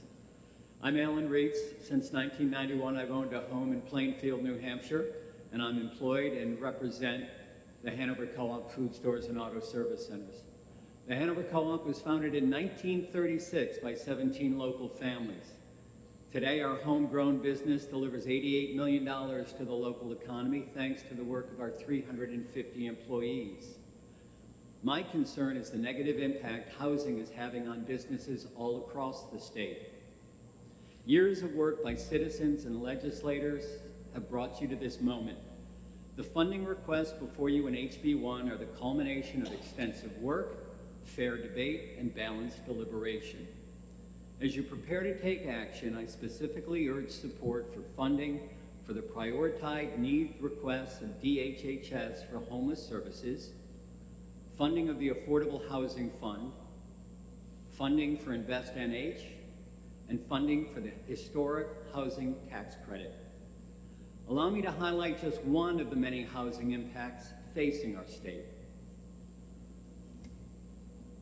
The average age of New Hampshire residents is rising rapidly, which makes health care for seniors all the more important. Yet even though we have top-notch health care facilities nearby, the lack of housing means fewer nurses and doctors to perform critical care, provide service to veterans, or give timely treatment to those suffering from chronic disease. Medical facilities and clinics across our region are not understaffed by choice. The crux of the issue is housing. Please retain the budget points I have listed. They are homegrown solutions that are right for New Hampshire right now. Thank you very much. Thank you. Did I pronounce the name right? Esther Connors from Portsmouth? Kennedy. That's Good. okay. Thank you. First of all, I'd like to thank you all for your service. I'm Esther Kennedy, and I'm from Portsmouth. But I also am the Director of Student Service for the Guilford Public Schools, and I also teach graduate classes in special needs for Plymouth University. And I'm here today because I'm very concerned about all the work I'm doing with our children with disabilities in the public school every day, and I've been doing it for 30 plus years. And then they go to the local agency at 22, and the services are just not there for them. And I ask you to support this bill as a public school educator, so my work does not go unfounded.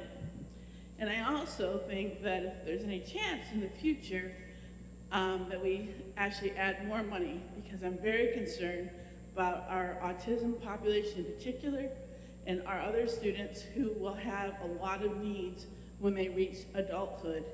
And our agencies really need the funding to contribute. I would also like to add that I do have children currently sitting in ERs because there's no mental health beds. So I would encourage you all to look at that and move forward on seeing how we can help our population of children that have mental health concerns and what we can do to support them.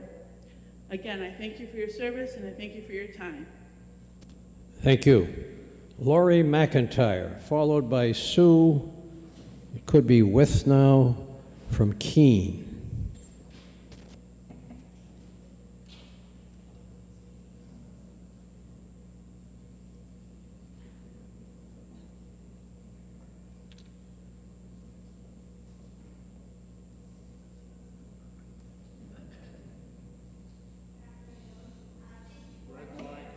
Press the red button. There you go. All right. Thank you, Board Chair and members of the House Finance Committee. My name is Lori McIntyre. I am the administrator at Hanover Hill Healthcare Center in Manchester. I've been there for almost 25 years, and I am also currently the board chair of the New Hampshire Healthcare Association.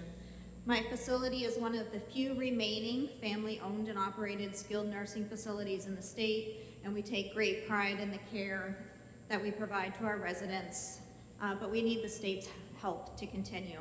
Our expenses have grown exponentially since the pandemic. Although we have significantly increased our own staff wages, we have been forced to supplement with agency nursing staff with an annual expense of $1.2 million last year. The lack of adequate Medicaid funding limits our ability to further attract competent and dedicated workforce in such a tight labor market. Inflation has caused significant increases in general expenses, medical supplies, food, electricity, everything that we see in the community as well. Reimbursement just isn't keeping pace. We have turned away patients needing our care from acute care hospitals and members of our community because we must limit census to meet our staffing capabilities. Today, 62% of my residents in our building are comprised of Medicaid residents. Daily Medicaid reimbursement, further reduced by the budget neutrality factor, does not cover the cost of care for these residents. We respectfully ask that you provide for a 15% Medicaid rate increase that will help us to address the extraordinary costs and give us the resources to compete in a drastically changed job market. Thank you. Thank you. Sue, did I pronounce her name right? It's a tricky one. It's Walthour. Walthau? Walthour. Thank you. It has something to do with my handwriting, too. Thank you. Thank you. My name is Sue Walthour. I live in Keene, and in the spirit of full disclosure, I'm the legislative liaison for Monadnock Developmental Services, the area agency of Region 10. I'm presenting today as a private citizen. Additionally, I work as a direct support professional and have since I was 19. We won't mention how many years that's been. I currently have a client that I support on a part-time basis. I ask that you support the funding in House Bill 1 and House Bill 2. My current client participates in a day program that takes him into the community of Keene, where he continues to learn social skills and interact with peers and community members. He and others can attend the day program only if there is staff to transport and support them. You're probably aware, and you've heard already today, but again, DSPs are some of the lowest paid people in the workforce, $13.50 an hour and even lower in some cases. And these are adults, these are not 13-year-olds. These potential workers can go to a local coffee or burger shop and make far more money than they would doing some of the most important work any of us can do, caring for fellow human beings. In some cases, staff who support individuals are making less than the person they support. Often day programs go unstaffed and clients must spend the day at home with a care provider who might have had to leave a job as there is no one to care for their loved ones. And I'd just like to mention that we would typically have far more individuals and families presenting, testifying today, but because of our dramatically decreased workforce, they just could not get here. They are able to provide testimony online. For that, we are grateful, but we certainly like to have people here in person. Please support HB1 and HB2 and fund community-based supports and services for people with developmental and other disabilities, and a Medicaid rate increase to support our very important workforce. Thank you. Thank you. Brian Harlow, followed by Kim Buck.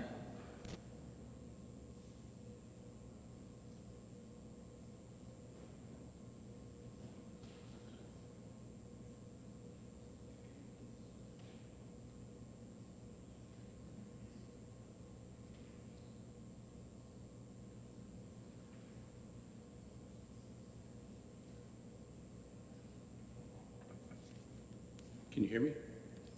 Yes. Chairman Weiler and committee members, my name is Brian Harlow, and I'm here to speak in support of a fully funded alcohol fund included in the budget. For any unaware what the alcohol fund is and why it's vital to us as parents, advocates, those in recovering taxpayers, here it is.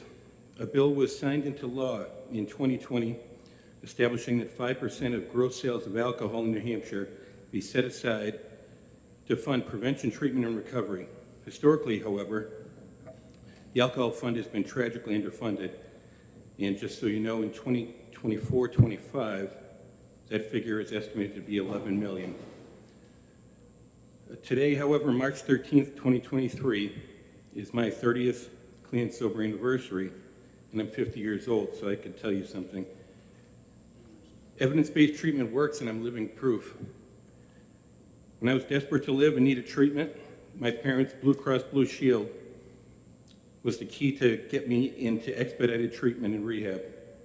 Today, the Alcohol Fund is trying desperately to meet the needs of those not so lucky as I was to enter treatment, return to their families' lives, and the workforce. Please ensure that New Hampshire remains committed to prevention, treatment,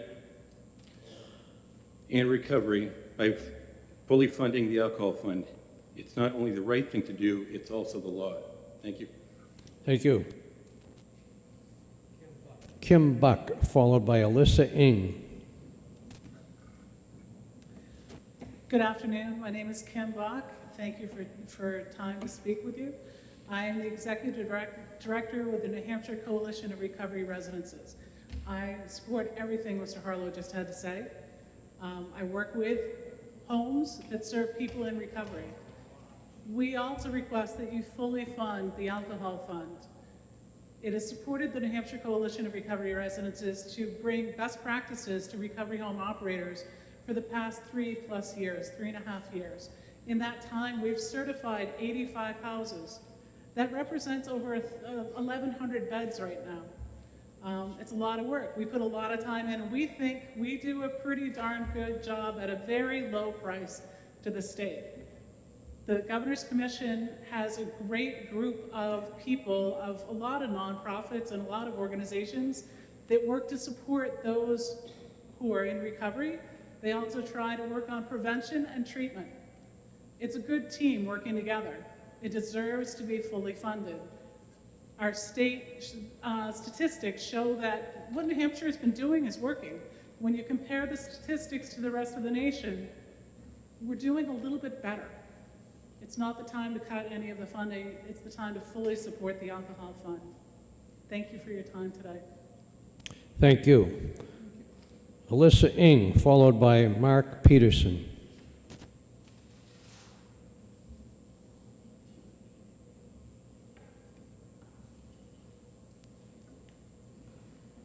Good afternoon, Honorable Chair and members of the committee. My name is Alyssa Ng, and I'm the coordinator for Merrimack County Drug Court.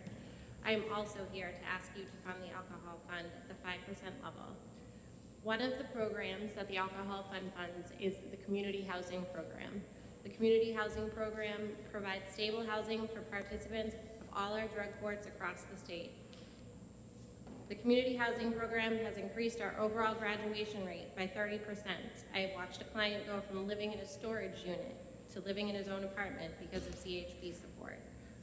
Right now, 36 out of our 45 pled-in participants have benefited from the Community Housing Program, and 13 out of our 21 graduates since the start of CHP can contribute their successes to the funding in the program as well. I asked one of my participants to write a few words I would like to share with you about the Community Housing Program and how it has contributed to his success and his pending graduation from our program in May of this year. To whom it may concern, the Community Housing Program has been instrumental to my sobriety from the moment I was deemed eligible to receive funding. The number of ways I have benefited from this program are immeasurable. Today, I have just over a year sober, and I am in Phase 5 of the Merrimack County Drug Court. I am flourishing in the sober community. From the outside looking in, it may seem like all I was given from CHP was funds for a place to live. Truly, it was much more. To summarize, I was given a new life. The Community Housing Program is the foundation of my life. Without this foundation, I never would have had a chance to stand up and fight my addiction. I know I am just one of many recipients, and there are many all over the state. I can confidently say the Community Housing Program has saved many lives, including mine. This is just one of many success stories, and the Community Housing Program is just one of many programs supported by the Alcohol Fund. I want to thank the Honorable Chair and the members of the committee for their time and consideration on continuing to fully fund the Alcohol Fund that will help so many and build back our state that has been suffering under the drug crisis. My colleagues and team members work so hard every day to fight. Thank you. Thank you. Mark Peterson, followed by John Buca.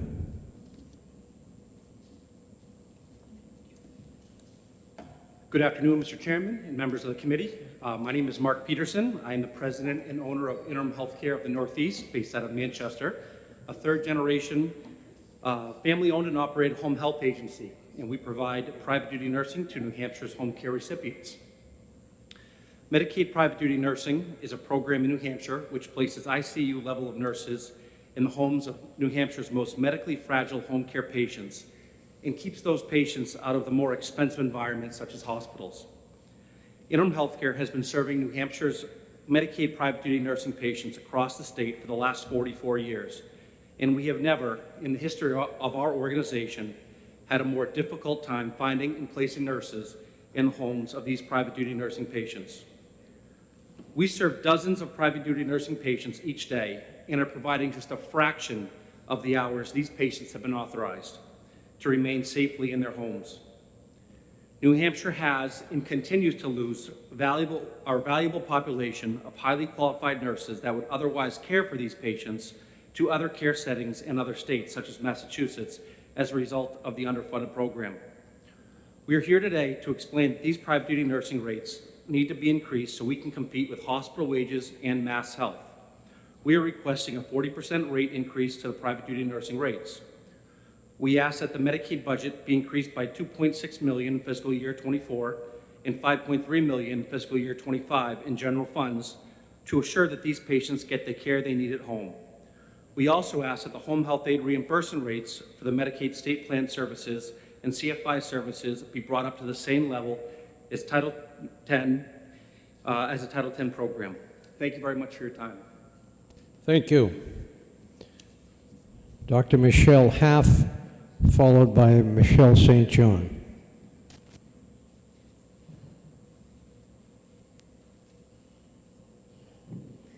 Good afternoon. Thank you for the opportunity to speak today. My name is Dr. Michelle Half. I am the president of the New Hampshire Association of Naturopathic Doctors, and we are opposed to sections 454 to 465 of HB2, which aim to remove our current Naturopathic Board of Examiners and create a Naturopathic Advisory Board of Examiners. Our organization represents naturopathic doctors licensed in New Hampshire, where we have been licensed for 28 years. We have a large scope of practice, and we can act as primary care providers. Naturopaths in New Hampshire diagnose and treat thousands of New Hampshire residents with low-cost, low-risk natural therapeutics. In addition, we can and do prescribe pharmaceuticals when necessary, and our approach to healthcare can improve patient quality of life in deeply meaningful ways, not to mention reduce the financial burden to the healthcare system. Our organization has deep concerns about the proposed changes in HB2, which would change the structure of our current Naturopathic Board of Examiners to a Naturopathic Advisory Board of Examiners. This proposed change would entail shifting oversight of our profession from a board of our peers and a public member to oversight by a single person, the executive director of OPLC. The proposed advisory board, which would be comprised of 3 naturopathic doctors as opposed to the current 4 naturopathic doctors and a public member, would not have final approval over new rules or repeal of rules or changes to our formulary, which is a list of medications naturopathic doctors may prescribe in New Hampshire, some of which are controlled substances. Final decisions on these matters would fall exclusively to the executive director of OPLC, who is not a medical provider with any knowledge of the nuances of the practice of naturopathic medicine or prescribing pharmaceuticals, and these are very, very complicated matters. We believe these proposed changes pose a risk to public safety when the sole purpose of OPLC is to protect the public. The current Naturopathic Board of Examiners is an efficient body that is effective in overseeing the practice of naturopathic medicine. Due to the small number of licensees in our state and very low number of complaints, 11 complaints in 5 years to be exact, it costs OPLC a very small amount of money in administrative costs to support our board. Therefore, we would like to maintain our current board structure. We feel the executive director of OPLC is not qualified to have final say over adopting and repealing rules or making changes to our prescriptive formulary. Putting a layperson in charge of decision-making about complicated medical practices who has no knowledge of medicine, pharmacology, or pharmaceuticals poses a grave threat to public safety. Therefore, we respectfully request that sections 454... Your time has expired. Thank you. Appreciate your time. Thank you. Michelle St. John, Thank you, followed Chairman. by Michaela Demeter. Thank you, Chairman and members of the committee. My name is Michelle St. John, and I'm here today on behalf of Northern Human Services, one of the 10 nonprofit organizations across the state that provide services and supports for individuals who experience a developmental disability or an acquired brain disorder in Coos, Carroll, and Upper Grafton counties. I'm here today to provide testimony on behalf of the individuals and families we serve that is in support of funding for developmental disability services and the proposed Medicaid rate increase. I'd like to read one of those letters of support right now and then submit others for your additional reading. Thank you. Dear Chairman Weiler and members of the House Finance Committee, I don't envy your task. I am sure that there are many causes that deserve taxpayer support. I want to put my concern that you fully fund community-based supports for people with intellectual disabilities. My daughter, Maya, had lots of needs. She had medical, educational, and social needs. The most stressful need was getting caregivers to watch her before and after school. She was an escape artist and without supervision would find ways out. She had little to no awareness of danger. We lived close to Lake Winnipesaukee. Why was getting caregivers stressful? I had enough hours in our in-home support budget, but besides those crazy hours that I needed coverage, the pay rate that I could offer them was ridiculously low. Please support an increase in salaries for direct support professionals. In order to hire people, I had to supplement that salary from the state. Thankfully, I was in a position to do that, but most are not. A person could literally make more money working at Dunkin' Donuts with less stress. Being a direct supports professional is something people do because they are called to that. It is unfair to take advantage of that by not paying them what they are worth. I appreciate the time and attention to this letter, and I've included a picture of Maya and her caregiver to emphasize that these are real people with real, genuine needs. Thank you, Emily James, Wolfboro. Thank you. Thank you. Michaela Demeter, followed by William Walker.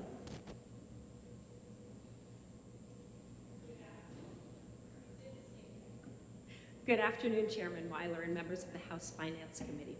My name is Michaela Demeter, and I serve as a member of the Dover School Board, though I do not speak for the school board with these comments.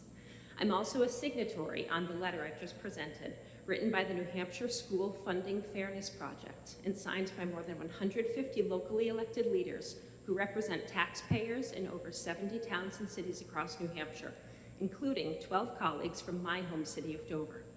I'm here today to encourage you to fully fund our public education system by correcting long-standing inequities and gaps and fulfilling the state's constitutional requirement to provide all students with an adequate education. According to data from the U.S. Census Bureau, New Hampshire has the lowest percentage of state funding for public education of any state in the country. So local property taxpayers are forced to bear over 70% of the total cost of public education, far exceeding the national average of 44.5%. Being the lowest in the nation is wonderful if we're comparing violent crime statistics or unemployment rates, but it's embarrassing when we're talking about education. The Commission to Study School Funding, established by your legislative body, concluded in its final report that, quote, the state's current estimated cost for an adequate education is not reproducible by any empirically based approach, end quote. No school district can provide appropriate public education to its pupils using the state's average contribution of just $4,773 per student. Because taxpayers make up the funding gap left by the state, New Hampshire school districts are divided into haves and have-nots based on wildly varying equalized property values in each town or city and wildly varying tax rates as a result. Sadly, quote, the Commission found that lower student outcomes are directly related to lower total spending per student, which is in turn related to lower property valuations. New Hampshire's baseline adequacy aid provides a small fraction of the true cost of education, as evidenced by significantly higher expenses reported in every single school district in our state. You have an opportunity to fix these problems by increasing both baseline adequacy aid and targeted aid for vulnerable populations.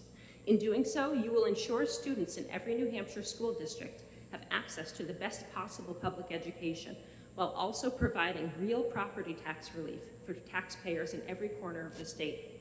Strong, well-funded public education is the most important asset for the future of New Hampshire and its citizens. I encourage you to improve our education funding model and use the guidance provided by the Commission to Study School Funding. Their thorough and extensive recommendations are only as good as the actions that result from them. Thank you again for your time and consideration today. Thank you. William Walker, followed by Mary Fitzpatrick. Thank you, Chairman Whaler and the members of the House Finance Committee for the opportunity to speak today. My name is Will Walker. I live in Hollis with my wife and my 23-year-old son with autism.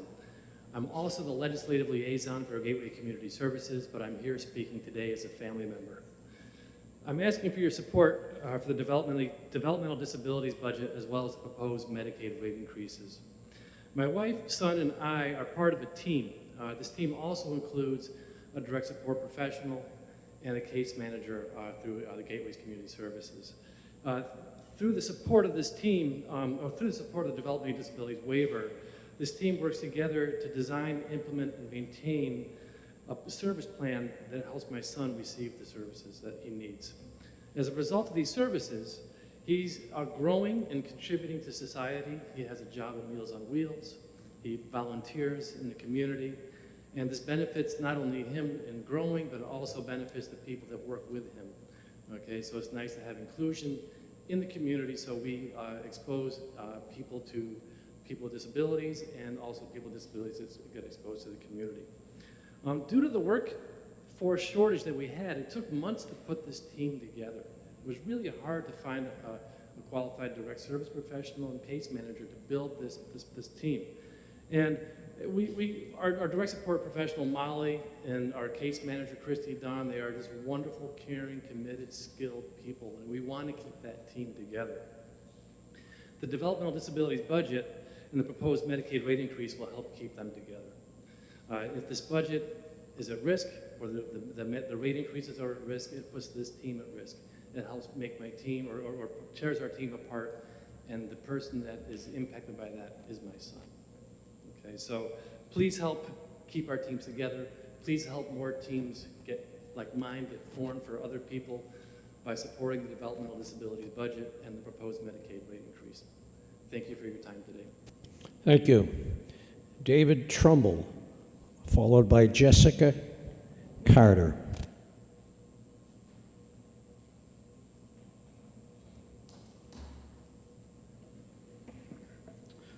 Thank you, Mr. Chairman. My name is David Trumbull. I'm here on behalf of the Kent Street Coalition today to talk about education funding. I have a couple of points to make. First of all, I'd like to go back to the New Hampshire Constitution and the Claremont decision. There's been a lot of confusion about what the Claremont decision really held. I'd like to just reinforce 3 key points from that decision. First, it is the state of New Hampshire's duty to provide an adequate education to every child, not the town's duty.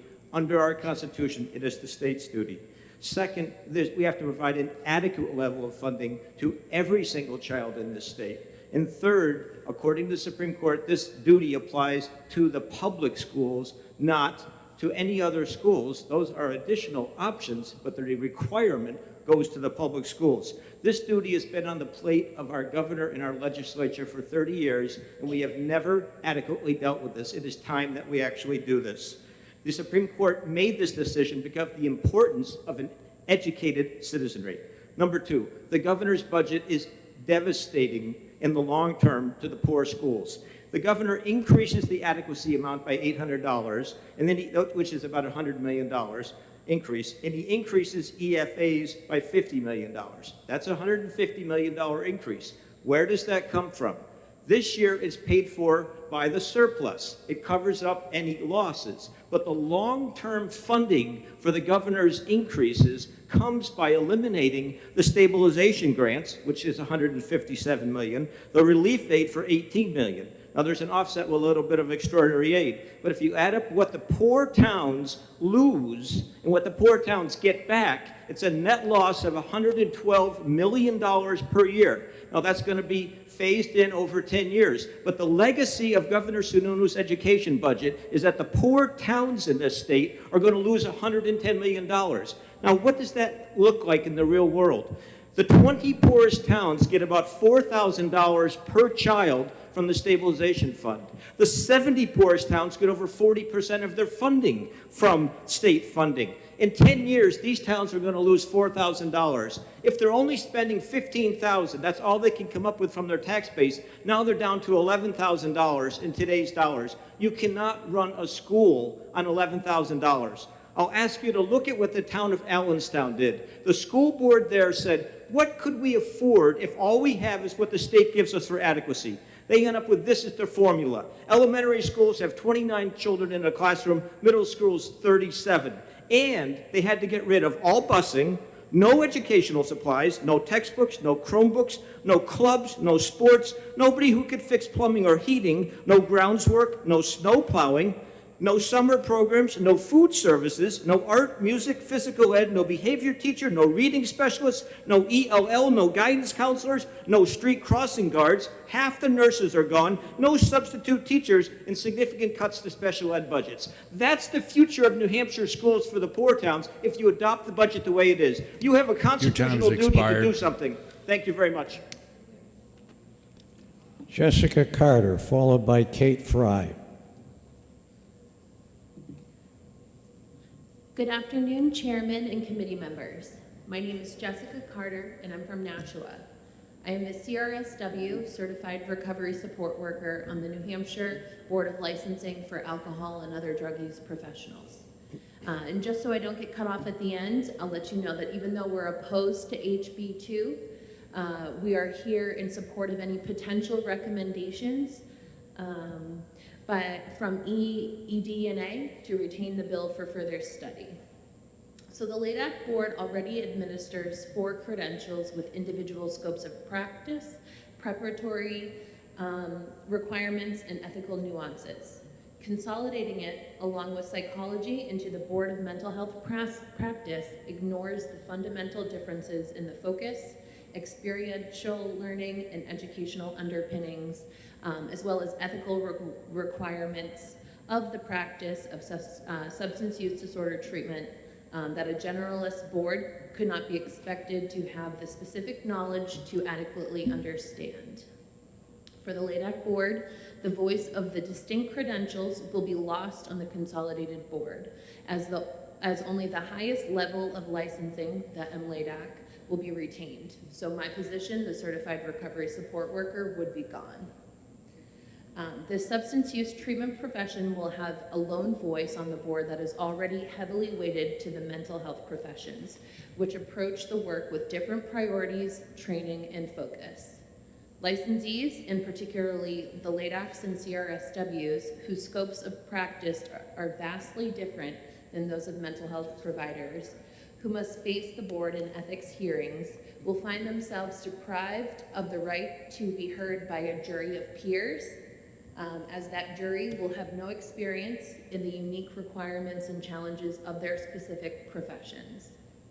The LADAC board has a structured career ladder, one of which I intend on trying to climb myself, that allows the different levels of licensure and certification to build upon each other, thereby facilitating and incentivizing the development of the substance use disorder workforce. Consolidating of these boards raises the risk of damaging this carefully crafted career ladder, as it, 1, is educational and experiential design is fundamentally different, And 2, it fails to define the substance use disciplines while simultaneously excluding the LADAC and CRSW from definition of mental health disciplines. There is a fundamental loss of identity of the substance use disorder profession by making it one more member of the Board of Mental Health Practice. The licensees and certificate holders under the LADAC board are SUD providers, some of whom hold a specialty in the practice of mental health treatment. This is intrinsically different for all the other professions grouped under the Mental Health Board, where focus is on practice of mental health, while some of them hold a specialty in substance use treatment. The LADAC board is a member of the International Certification and Reciprocity Consortium. The Board of Mental Health Practice is not, nor would its other professions be eligible under these rules. So this puts hundreds of licenses in the state of New Hampshire under the LADAC board at risk for losing reciprocity in 42 states, 14 countries, the Air Force, the Navy, the Army, and Your time has expired. That's all. Thank you. I'm getting confused on my cards. Your name? Jessica Carter. Got it right. There was another one very like mine earlier. Thank you. Kate Fry is next, followed by Forrest Bowden-Freed. Good evening, members of the committee. Thank you very much for your time and patience today. So I have handed in our written testimony as well as a storybook on the alcohol fund.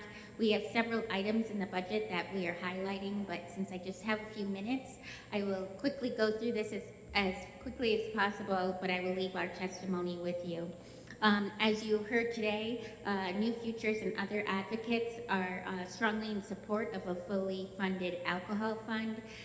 New Futures has always advocated for the fully funding of the alcohol fund since it was created in 2000. That's just 5% of gross profits from generated from alcohol sales in this state. And they are to be used for the Governor's Commission on other alcohol and other drugs for programming and services. For context, 5% of gross profits was estimated at $10.3 million in 2021, drop in the bucket to the record sales Liquor Commission made of $801 million in that same year. The Alcohol Fund is an innovative, fiscally responsible, common sense approach to a real need in New Hampshire, which you heard about.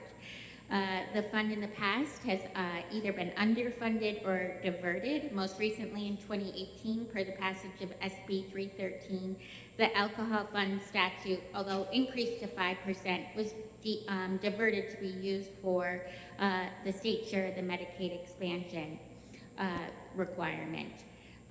This left a hole in the budget. Fortunately, the hospitals did backfill those funds. That's until that agreement ends in December 2023.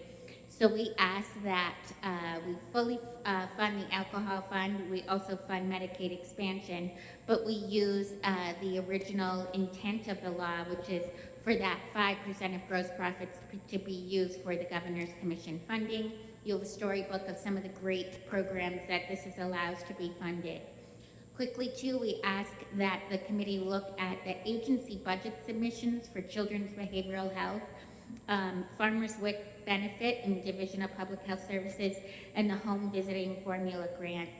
They ask for additional appropriations, mainly for maintenance of effort, and we'd like to see that restored in the budget going along.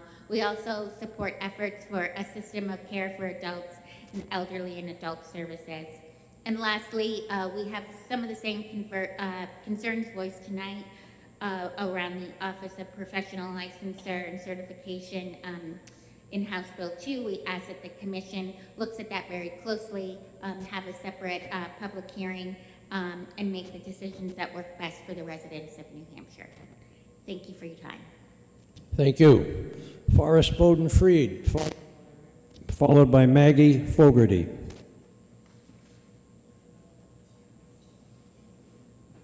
Oh, thanks. Hi, it's been a while.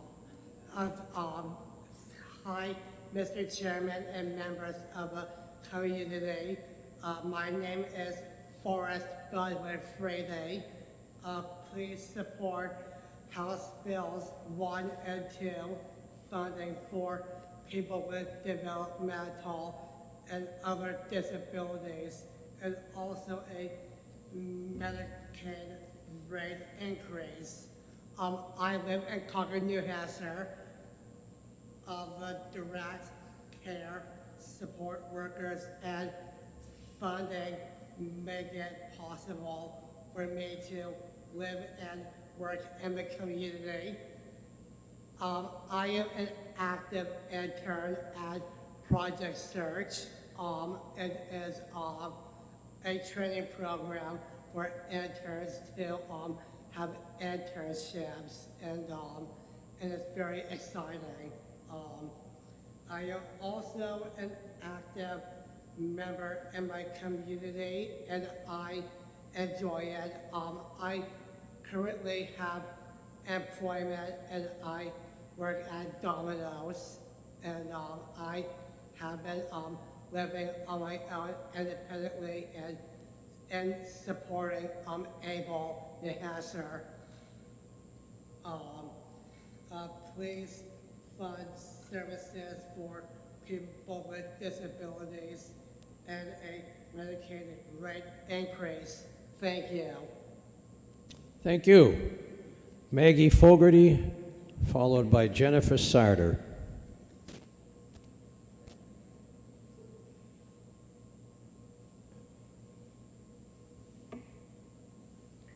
Good evening, Mr. Chairman, members of the committee. Thank you for this opportunity to speak. My name is Maggie Fogarty. I'm the New Hampshire Program Director for the American Friends Service Committee.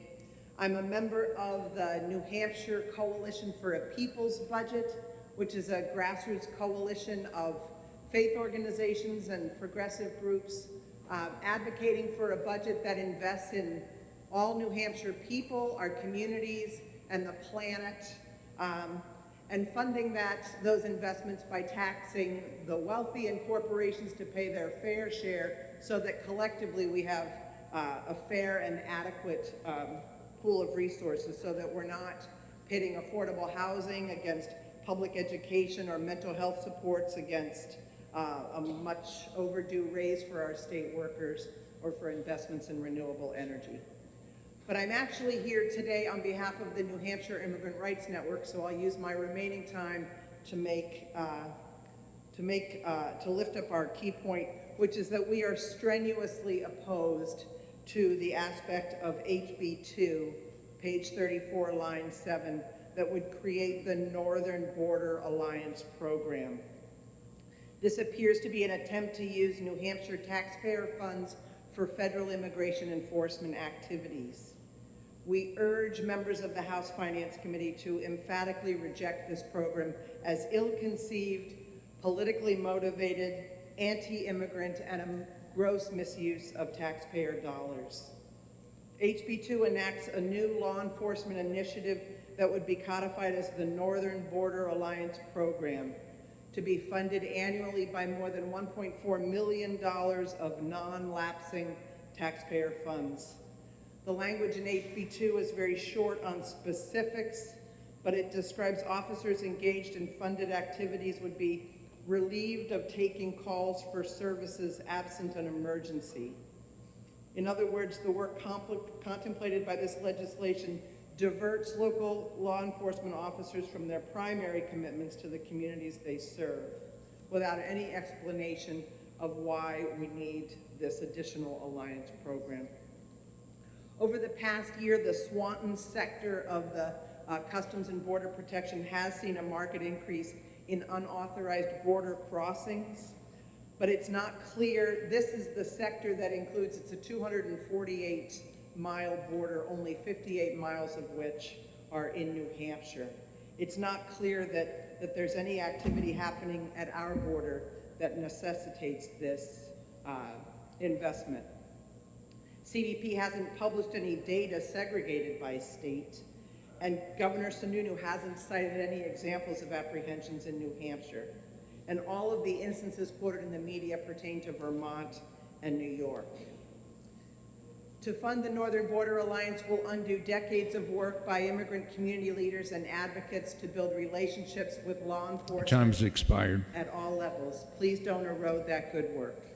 Thank you. Thank you.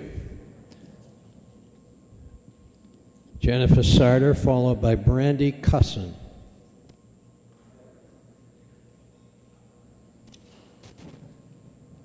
Hi, my name is Dr. Jennifer Sartori, and I am representing the Board of Podiatry.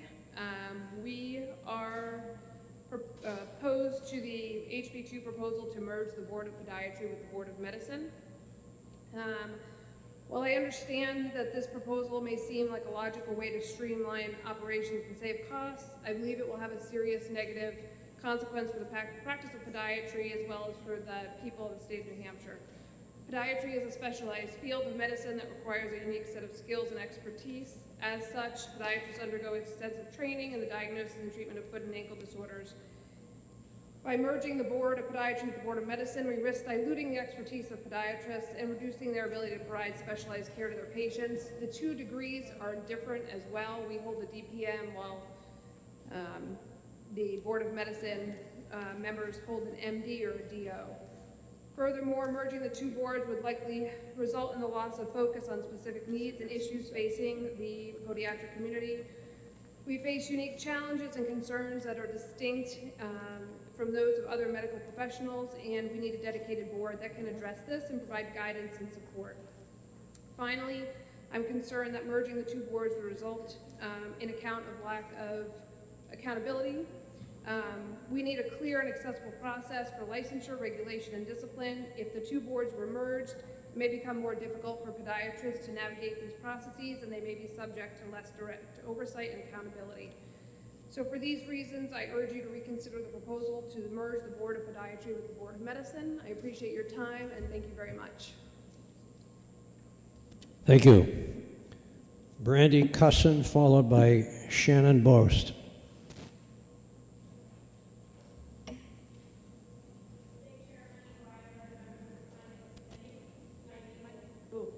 Thank you.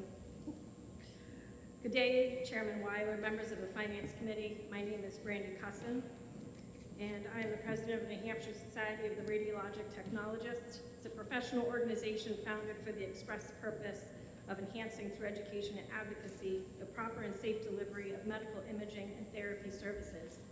In light of transparency, I'm also on the MERT board through the OPLC. I'm also a New Hampshire delegate for the National American Society for RTs.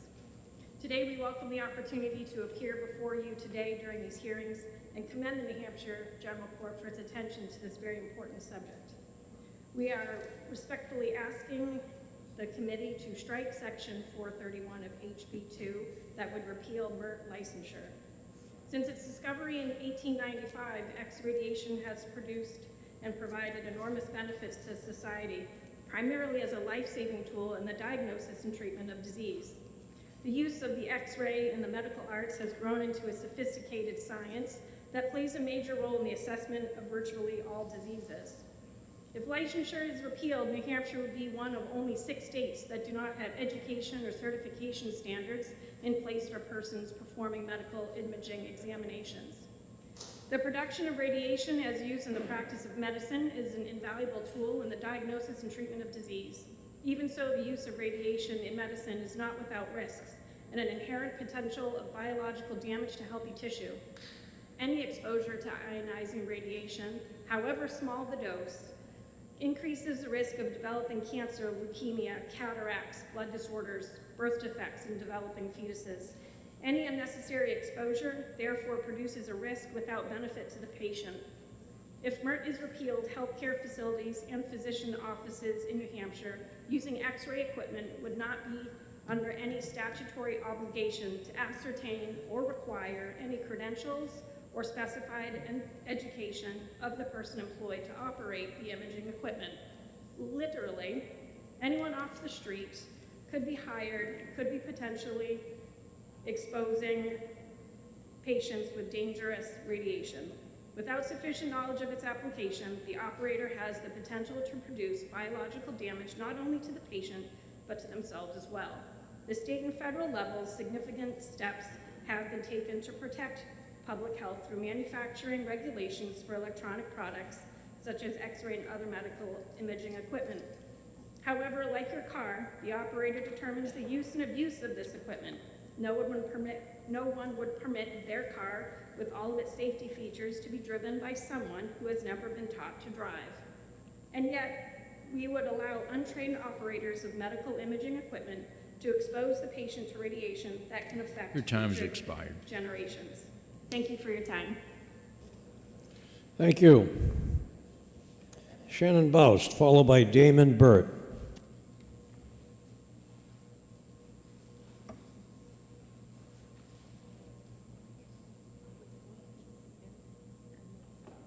Hello, my name is Sharon Borst. At this point, I believe I should bid you all a good evening. Thank you for staying. Thank you for allowing me to come and speak today in opposition of HB2 Section 431. As I said, my name is Sharon Borst. I am a registered radiography technologist with the state of New Hampshire. And as with everyone in the medical field, we are short-staffed, and it was imperative to me today and my team that I come today to speak to you. State licensure is important so that we hold imaging professionals to a higher standard, a standard of education and a standard of safety. Without education, you directly compromise safety. Safety is compromised by directly increasing the patient dose that can lead to misdiagnoses or missing critical findings. You increase dose to staff that will increase long-term effects. And us, as well as other licensors, have people that have disrespected the standards that have been set forth and have not been licensed and caused harm to other people, such as David Kaikowski, who gave several patients hepatitis from diverting medications. Please understand that in the x-ray field, we are not just in your emergency room when you break your finger or your arm. We're in your OR. We're in your hospital room. We're there for you to do dynamic studies to see how your body actually works and how we can fix that. So please stop the repeal of the licensure of medical professionals. Thank you. Thank you. Damon Burt, followed by Steve Rancourt. Good day. It's nice to get up and stretch. It's like the 7th inning here, I guess. Maybe even the 8th or 9th. Damon Burt, Stratford. I'm the chair of the Board of Natural Scientists, so we oversee wetlands and soil scientists. And we appreciate the update from Representative McGuire on the including us off the list, or taking us off the list.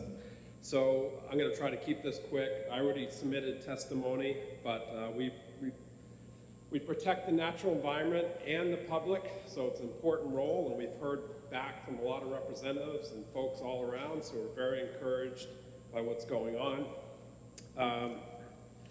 We classify, delineate, and map wetlands and soil resources to help development. If we're not a board and there's no certified wetland scientist, it would actually slow down the process and require DES to do more, Army Corps, so it would take away a lot of the control of local boards. And the other thing is, if we were taken away, it would put a burden on local municipalities, which have us written down as wetland and soil scientists in their regulation, rely on us.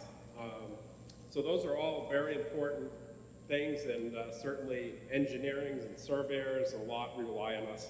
And specific to our certification, we have an exam, written exam, and then a field exam.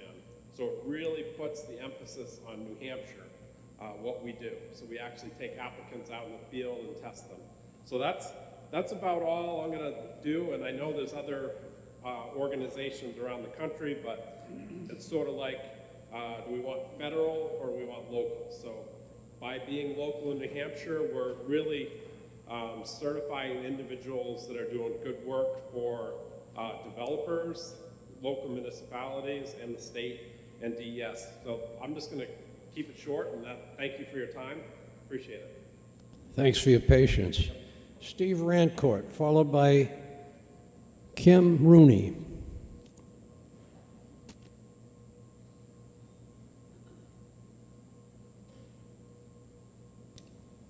I guess Steve Rancourt isn't here. All right, Kim Rooney.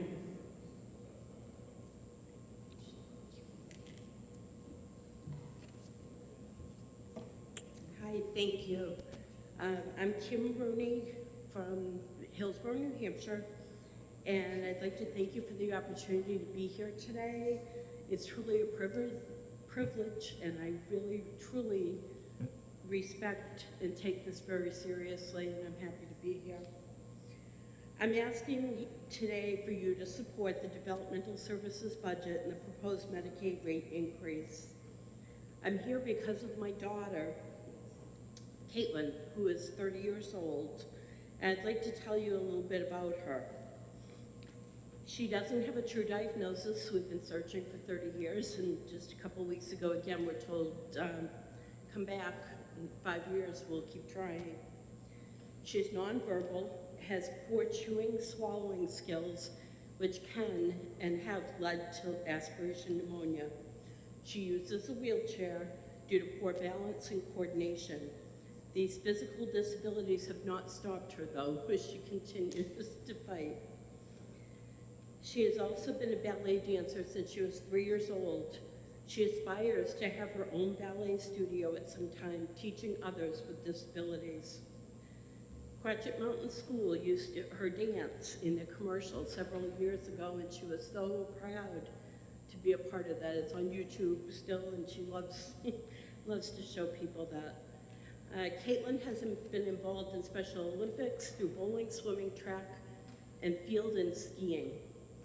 Caitlin loves to read. She reads at about a 6th grade level of reading and comprehension. She loves nature and history. And I'm telling you, we can drive anywhere, and I would get lost going back, and she nails it. She left, right, she knows. I'm telling you all of these wonderful attributes because I want you to see that Caitlin is a real person. She's not just my daughter, she's my friend. She has taught me so many things in my life, and she's a blessing. It's been a difficult blessing, but she's a huge, huge blessing. I wanted to tell you too that due to Caitlin's psychiatric disorders, unfortunately to include depression and the frustration of not being able to speak in the way that you and I do, Caitlin has been in residential care since she was about 14 years old. She lived at Quatchit Mountain for 7 years and excelled in leaps and bounds. Her father and I both lived fairly close, and we were able to see her and bring her home often. She then moved to enhanced family care. The first placement didn't work. It wasn't a good fit at all. The second placement went well until her daily support staff had an injury and was not able to work. This left her home care provider providing 24-hour care. Her agency was unable. Your time has expired. Thank you. Melissa Tuttle, followed by Carol Townsend.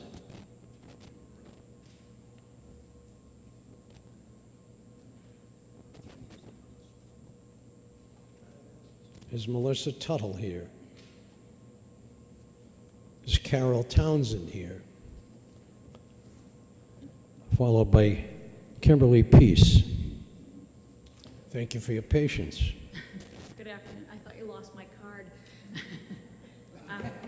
Good afternoon. I'm Carol Townsend, and this is Kim Danis. We are the newly appointed chair and co-chair for the New Hampshire Nurses Association Commission on Government Affairs. We are registered nurses and have a combined 60 years of nursing experience, and were nurses' aides before. On page 188, section 466 of House Bill 2, the bill proposes removing the licensure requirement for nursing assistants. We are in agreement with the Board of Nursing that we would like this removed. So I won't expand on that. It's in my written testimony. On page 188, section 467 of House Bill 2, the bill proposes to reduce the size of the Board of Nursing from 11 members to 5, and reduce the overall number of nurses from 5 to 2, which can be either RNs or LPNs.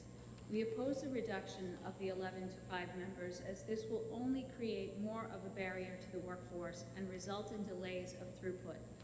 The Board of Nursing is responsible for standards of practice, criteria for licensure and continuing education, disciplinary action, and approval of educational programs. The Nurse Practice Act states that the LPN shall practice under the supervision of the RN, and therefore these are not interchangeable. Reducing the numbers of RNs on the board limits the knowledge and expertise required to establish standards of practice.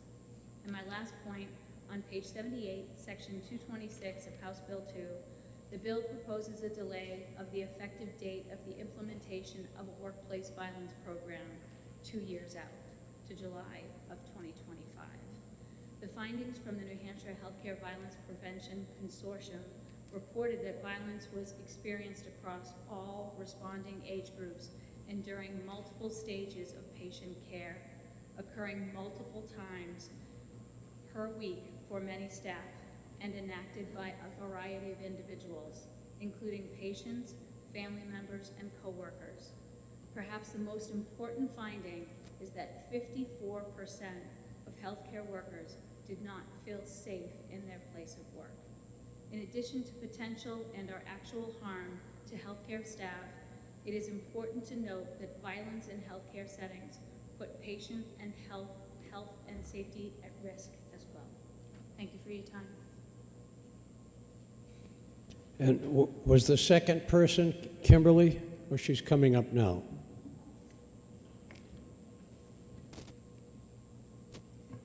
Thank you, Mr. Chairman. Thank you, members of the committee, for your patience and your hard work and time today. I am the chair of the Legislative Committee for the New Hampshire Association of Natural Resource Scientists. We have provided written comment. I just wanted to follow up on a few key points in our comments, is particularly to rebut statements that were provided today. We are the association that is a statewide nonprofit professional organization whose membership includes wetland scientists, soil scientists, and wildlife biologists from the professional community and the state's academic and public sectors. And we are your environmental resource protectors in the state, and we're very proud of that fact. Our legislative committee has reviewed House Bill 2, and we strongly oppose Section 453 of House Bill 2, which would repeal the functions of the Board of Natural Scientists and the certifications, including the Certified Wetland Scientist and the Certified Soil Scientist. Two important points that were brought up today. There is no national license or certification for professional wetland scientists or professional soil scientists. There has been proposing that there are similar type of certifications and licensures, but as we detailed in our comments that were provided to the committee, there are no, in fact, no comparisons to what we do here in the state of New Hampshire. We have a certification process that uses a test, field testing, a combination of education and experience, and we believe that that is essential and necessary to continue the protection of these resources in our state.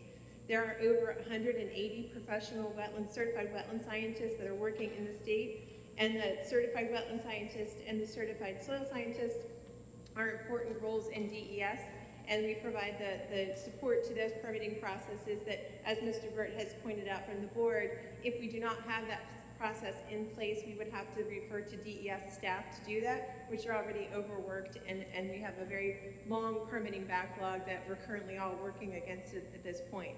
So it's important that we keep these protections in place, as well as in support of our municipalities who rely on this, the conservation commissions who rely on the wetland scientists. And we are supporting the reorganization and merging with other relevant boards if it would streamline the certification process and make it easier to maintain, provided that the standards for certified wetland scientists and certified soil scientists are not lowered, and that we do provide adequate representation on that board. I think those are the main points, and I just wanted to bring those up to your attention. Those are the items that we are countering, and again, we strongly oppose House Bill 2, Section 453, and we're happy to hear that the CWS and CSSs have been pulled out of this legislation to be reviewed for further study. So thank you very much for your time. Thank you. And lastly, I told Dr. Warner she could speak a second time.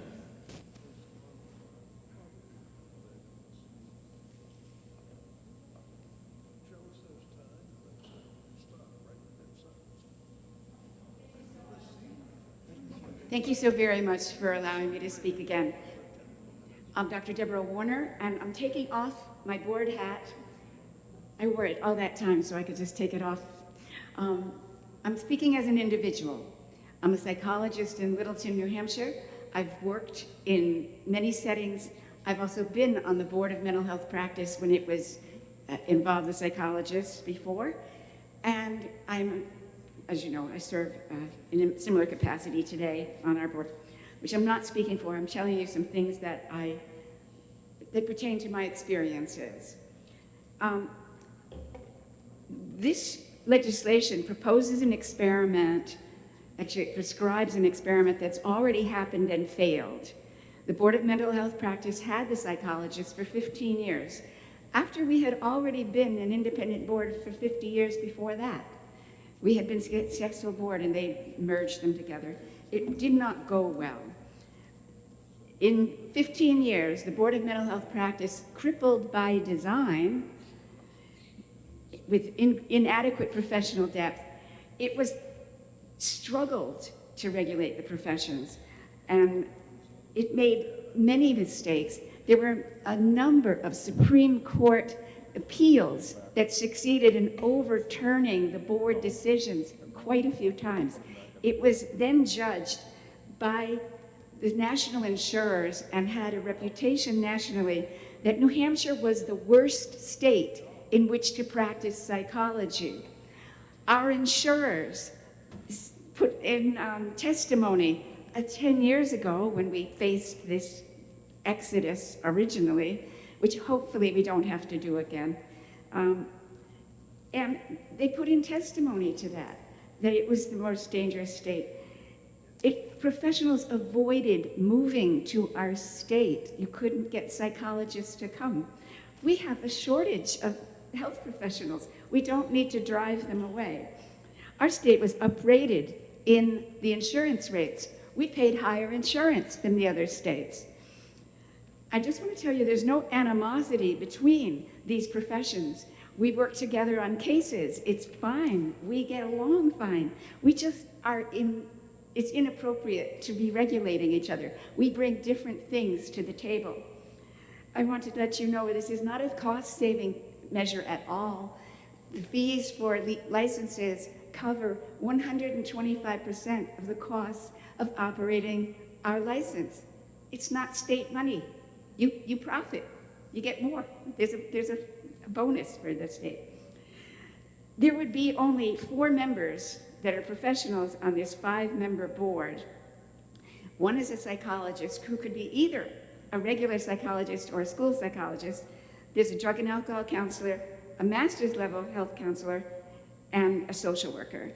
And only 1 public member. On our board now and before, there were 3 public members. We value the public members. They provide a good balance and help the issues and the impact on the community be weighed out in a balanced fashion. I want to say also that the 1 psychology member who would be either a regular psychologist, of which there's more than 20 specialties, or a school psychologist who's not allowed to practice outside of a school, that they could not cover the diversity of care. If that school psychologist is a CAGS, Certificate of Advanced Graduate Study, which is a 1-year certificate, they are going to be badly compromised and underqualified to evaluate the rest of the profession. This is a bad idea. I wanted to make sure this got on record because I hope we don't have to face this again in 10 years, and I hope we take care of it now. Thank you very much. Thank you, Dr. Warner. Members of the committee, thank you all for your patience. I hope you've all taken notes and observed all these inputs from the public. We will discuss them again as we go through this budget.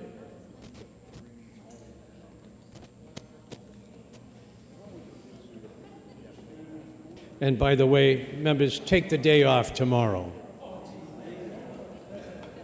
All right, public hearing for HB1 and HB2 is now closed.